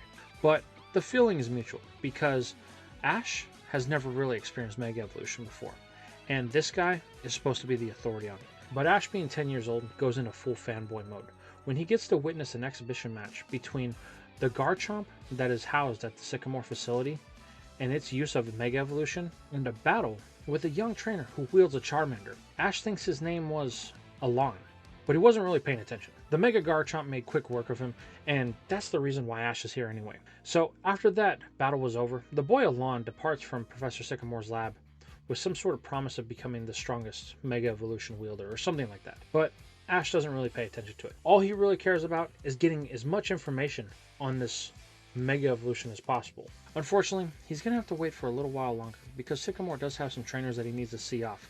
He still has 2 more starters that he needs to hand out, the Fire Starter and the Grass Starter for the Kalos region, as a young trainer had picked up the Water Starter early on in the day. After everything's said and done, Ash finally gets his one-on-one with Professor Sycamore, and he gets the chance to sit down and learn that there are many Pokemon that have the ability of Mega Evolution, but not every Pokemon can use Mega Evolution. And furthermore, there are certain items that have to be acquired in order for Mega Evolution to even happen. Then Professor Sycamore shows Ash the Keystone and the Garchompite that he had used in the battle with Alon early on in the day. He tells Ash that these 2 items are what allowed him and Garchomp to achieve Mega Evolution, along with a strong bond of sorts. Well, Ash says he doesn't have any problem with that looking at Pikachu, but Professor Sycamore quickly puts a damper on this when he informs him that Pikachu is one of the species that doesn't really have access to Mega Evolution. Ash sighs with a little bit of disappointment. He wanted to be able to get his buddy some more power, but it looks like he can't do that. Professor Sycamore, however, does tell Ash that there are a lot of Pokemon out there. That young trainer that he was battling earlier, Alon, one day when his Charmander evolves into a Charizard, it'll be over to Mega Evolve. As a matter of fact, all of the Kanto starters can Mega Evolve when they're in their final forms, as well as the Hoenn starters. That's why Sawyer's Sceptile had the ability to Mega Evolve. So far, Professor Sycamore does not have a completed list on the types of Mega Evolution that can be achieved, but there is one place that Ash will have to check out if he wants to even have a chance at Mega Evolution. And again, the Tower of Mastery is what comes up. Ash says Sawyer told him about that, and Professor Sycamore confirms that there is somebody there known as the Mega Evolution Guru. They specialize in this thing. His name is Gherkin, and he is the current keeper of the secrets of Mega Evolution. While Sycamore studies the phenomenon, there are still many things that haven't been shared between the keepers of the Mega Evolution and modern technology. So even though he's the authority, he's not really the authority. So he suggests that Ash go seek out this individual, because he would be able to help him if Mega Evolution was even possible. Ash thanks Professor Sycamore for his time. So with that, he manages to depart from Lumio City, and he's got a long ways away. Now, he could use Latias to travel there rather quickly, but Ash is enjoying his time away from the Battle Shrine. 2 years stuck in the same spot for a 10-year-old kid, it's kind of draining. He had this life of glamorous adventure and everything, getting to meet new Pokemon, and now he's just kind of been stuck in one place. He missed this life, so he really wants to soak it in. He decides to hit the road by foot. Now, this traveling by foot, while it is going to be long, it's not going to be without fruits, because it's going to be very quickly that Ash is going to get the chance to experience his first catch of the Kalos region. A small little lion cub, Litleo. This little one is actually frightened of Ash at first. It appears to be lost, like maybe it may have been separated from its pride, or maybe it may have been abandoned by a trainer. There isn't really any clear backstory here, but what is clear, it's hurt, and it needs some attention. So just like old times, Ash does what he does best. He befriends it, gets it healed up, and then it decides to join his team, bringing his team count to 4. Now, along the ways, Ash actually has a chance to catch a Pokemon that has evaded him over the last couple of journeys that he's been on. And it's actually right outside Geocinch Town. It's a Pokemon that everybody is always wanting to catch. Eevee. They are actually very plentiful in the wild here in the Kalos region, surprising to Ash, because he's never really experienced one in the wild before. They've always been bred in captivity. Very rare in the regions that he's toured before. But that's beside the point. This Eevee has a bit of a diva nature, we're going to say. It very much likes attention, very much likes to show off, and very much likes to be praised for its accomplishments. Kind of the exact opposite of anything else that Ash has ever really had, which is fine, but it's going to take some getting used to. But that's okay though, because Ash, well, it doesn't matter to him. As long as him and the Pokemon get along, and as long as his Pokemon are happy, that's all they really care about. So Ash will eventually make his way to the Tower of Mastery. Now here at the Tower of Mastery, something interesting is going to happen. You see, Gherkin is the current Mega Evolution Guru, and Ash has heard nothing but good things about him. But it's come time for him to pass this to a new person, someone to lead the secrets and the keepers of the Mega Evolution into the future. This candidate is none other than his granddaughter and the gym leader of the Cormine City Gym, Farina. So Ash just happens to arrive at the point to when this succession ceremony is happening. What he gets to see is a battle that takes place, a battle that is of pure power. Two Pokemon that look very familiar to him, two Pokemon that he actually owns, but they have Mega Evolutions, Heracross and a Lucario. Ash watches on in complete and total amazement. He can't really say anything. He's entranced by this battle. But the succession battle goes on, and Karina eventually beats her grandfather, proving that she has the strength to defend and guard the secrets of Mega Evolution. So with that over and out of the way, Gherkin releases responsibility to Karina. This is where Ash approaches Gherkin, trying to get information from him. And his response is, hey, listen, kid, I'm a retired old man now, so you're gonna have to talk to the new girl over there. This brings Ash to Karina's door, where Karina isn't as forthcoming with information as her grandfather was, because it was age and experience versus young and youth. She wants Ash to prove that he could be worthy of just information of Mega Evolution. And the only way to do that is with a battle. Ash, knowing full well the Pokemon that she used being a Lucario, he has the perfect counter for this. Now, at first, he does have the thought that he wants to use his Lucario, but the fact that she has Mega Evolution, well, it really puts his Lucario to shame. So he's going to opt for something else. His ever-faithful legendary Pokemon, Latias. Now, the two are chosen, and right away, things kick off.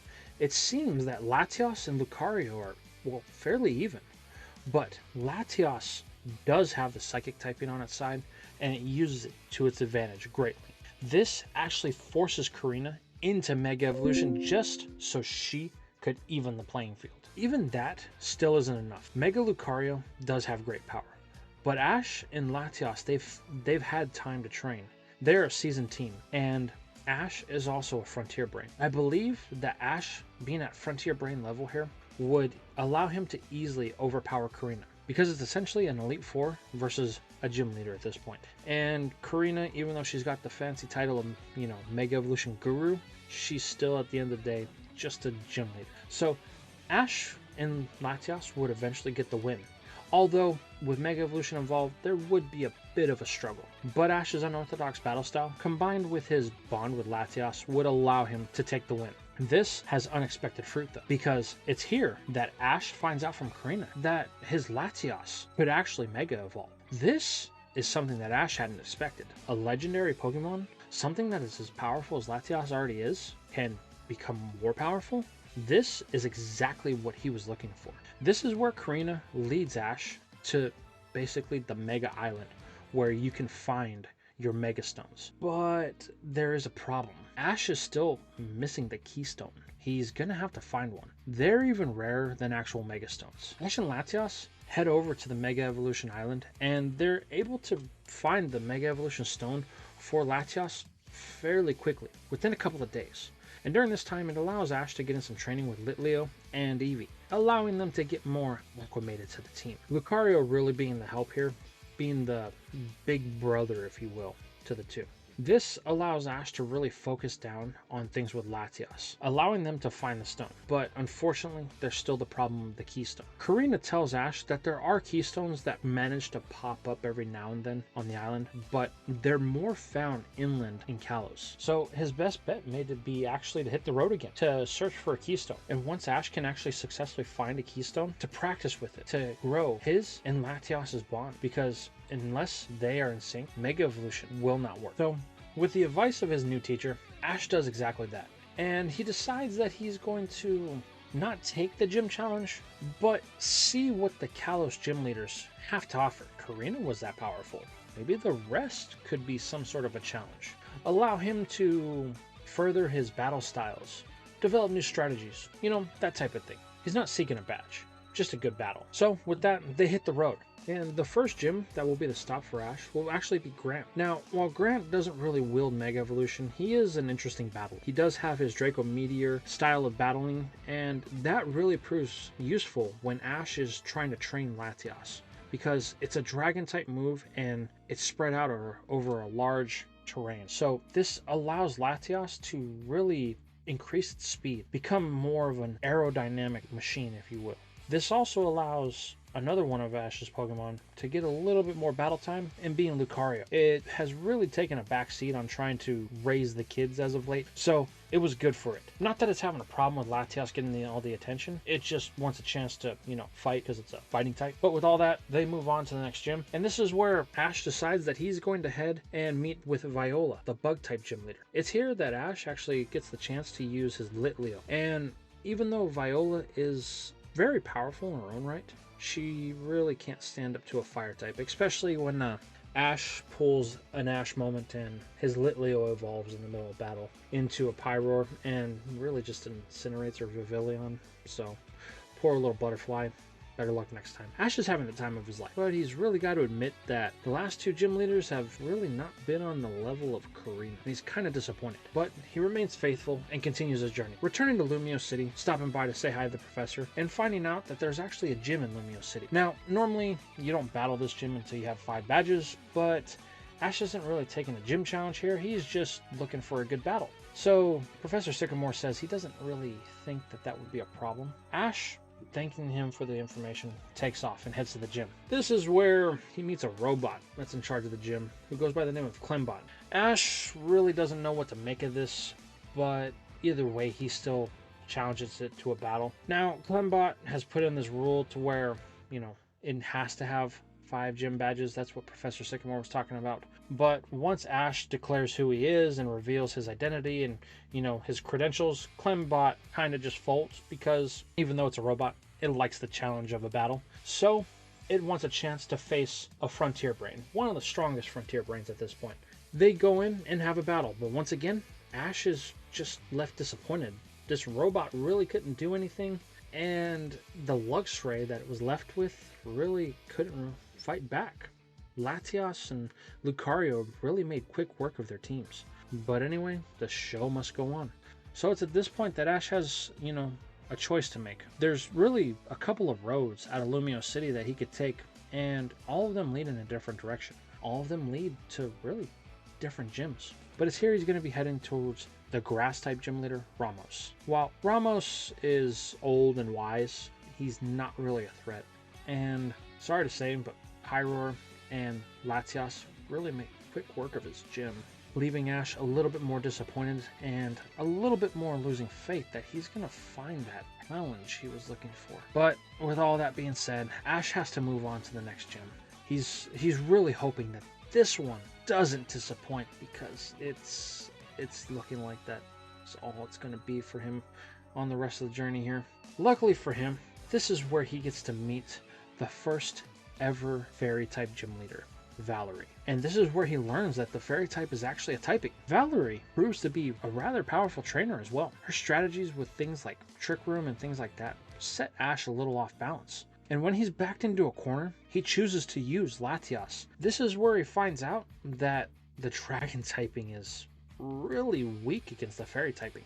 Weak to the point to where fairies aren't affected by their moves at all. 0 damage. And the only thing that Ash could really do was use the Luster Purge to at least cause some damage. And I'm going to say that Valerie actually hands Ash his first loss here in the Kalos region, which was surprising to the young trainer. He was beginning to think that he wouldn't find any type of challenge. And this girl didn't even have Mega Evolution. Now, granted, it was her typing that threw Ash off, but that's what he was here for, to learn new things, new battle styles, getting to know new Pokemon. And this also has a side effect, because Valerie revealed a new evolution of a very specific Pokemon to him, a very diva-like Pokemon to him. and Sylvia, the fairy type evolution of the Pokemon he caught, Eevee. And during their battle, his Eevee had the chance to view a Sylveon up close and personal. It kind of just fell in love with how Sylveon is portrayed, its beauty and its majesty in battle. This turns Eevee's sole goal in life to become a Sylveon. So Ash, always wanted to make sure that his Pokemon are taken care of, inquires with Valerie about how his Eevee could evolve. Valerie goes through the steps with him. She actually shows him exactly what she did with her Eevee to get it evolved into a Sylveon. And Ash, after spending some time training with Valerie, getting to know Eevee a little bit more, and the two really connecting on a spiritual level, I would say, he triggers the evolution of Eevee into Sylveon, which is the happiest day in this young Sylveon's life. But with all that being said, Ash can't really stick around here, and he's gotten the chance to train his Pokemon up, and he's gotten the chance to battle a gym leader that wasn't just fluff. So he decides to head out, because he still has a couple more stops on his Kalos World Tour. The next gym leader is the psychic type, Olympia. Now, Olympia, well, she's a bit of an oddity. She can see the future. She keeps talking about this great calamity, something that's going to happen. And she makes nods that Ash is supposed to be involved, but things just aren't right. There's a Pokemon that he has that he shouldn't have, and she doesn't understand why.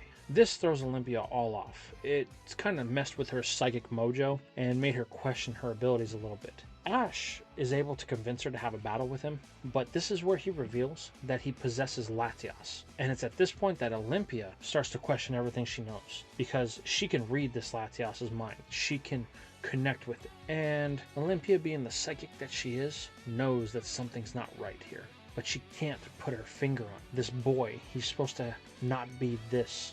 A frontier brain is not what he's supposed to be, but why is he? Either way, Ash eventually wins their battle because of Latias and Lucario teaming up to take down her two Meowstics. This leaves just one trainer left in the entire Kalos region for Ash to really want a battle. The 8th and final gym leader, but he still hasn't gotten a keystone. He searched high and low, left and right, up and down, valleys and rivers and mountains. Traveled to every part of the Kalos region, but nothing. Until he just so happens to get outside Snowbell City. And at the foot of a tree in the snow, Ash notices a glimmering. After going over to inspect it, he knows exactly what it is. A keystone. Super excited, Ash immediately releases Latias from its ball. It's at this point that he proclaims that they've done it. They've achieved their goal. They've gotten stronger. Holding up both the keystone and the Latiasite that they had found on the Mega Evolution Island, Ash declares that they will be unbeatable. He gives Latias its stone, and then he tries to activate his own. While they do have some bit of a transformation, it's only really temporary. We're talking like 5 seconds. And it's at this point that Ash remembers something that was told to Karina. They need to train with. So, as much as Ash wants to get this new transformation and use it right now, they're going to have to train. This kind of puts things on hold from Ash going inside of Snowbell City right now, because he spends his time between the Pokemon Center and training in the local forest. This is where Ash is going to catch the final Pokemon of the Kalos region. You see, the woods outside of Snowbell City run wild with, well, wild Pokemon. And there's one in particular, a tree, a guardian of the forest that really sticks around to make sure people don't enter its territory. Trevenant, and they're usually very aggressive. Ash, unfortunately, being Ash, ends up in one of these Trevenant's areas during one of his trainings with Latias.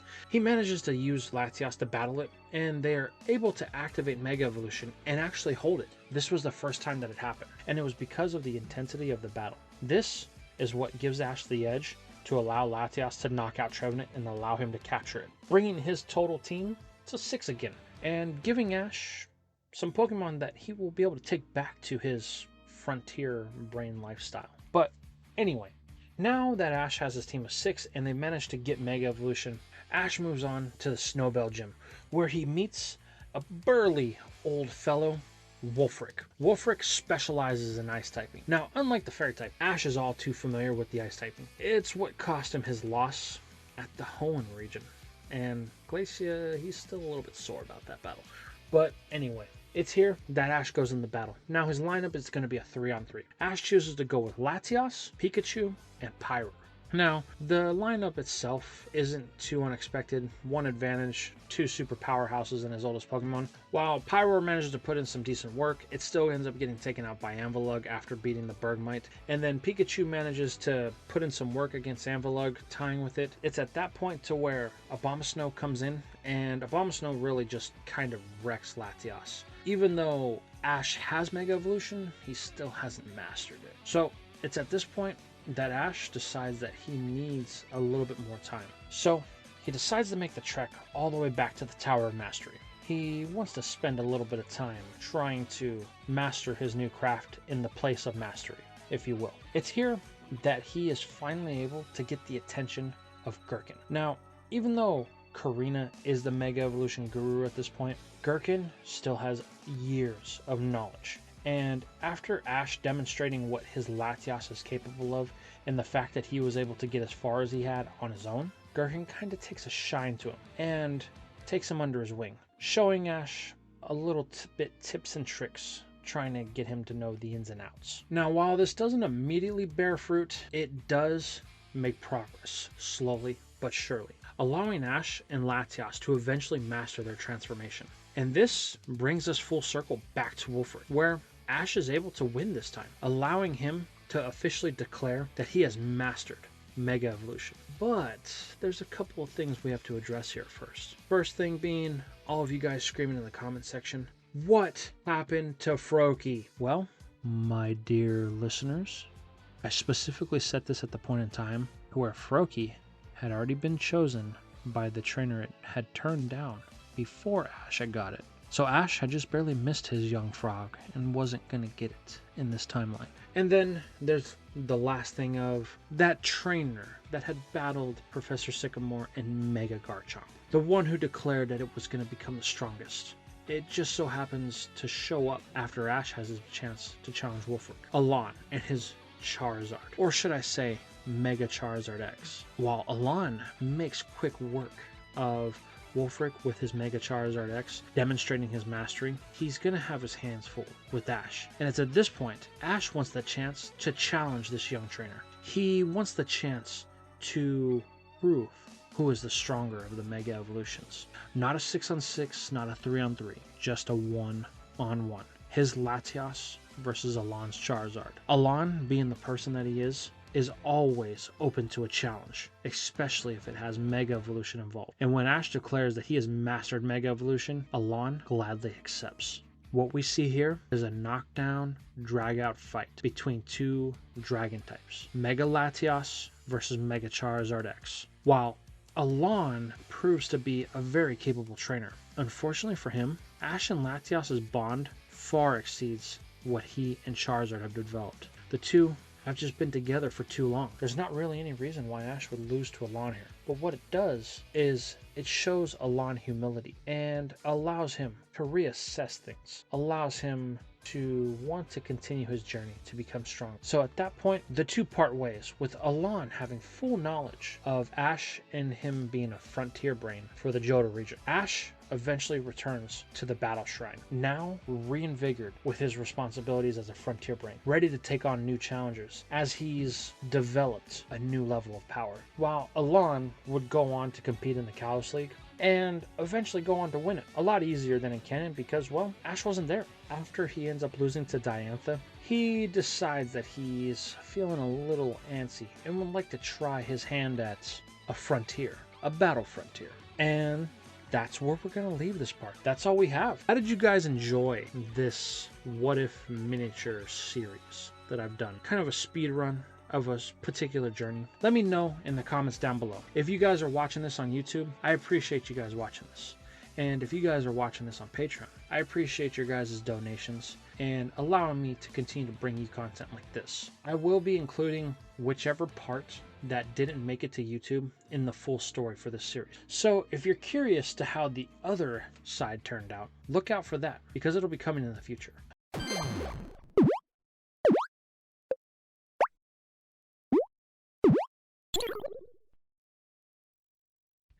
And that's all we have for What If Ash caught Latias. I really hope that you guys enjoyed this one. And if you haven't already, go ahead and head over to the section where Ash chose to go to the Sinnoh region. And after that, watch the part that is the final version of that Ash in this universe. But with all that being said, don't forget to drop a like on the video and a comment. Let me know what your favorite part was. And if you haven't already, subscribe. Don't forget to follow me on my other social medias, such as Twitter and Discord. And don't forget, consider becoming a YouTube channel member or a patron. For only $5 a month, you can get up to a week's early access to all of my content. And also, you'll get a content that is exclusive access on those two platforms for those types of members. But with all that being said, I hope you guys had a great time, and I will see you in the next video.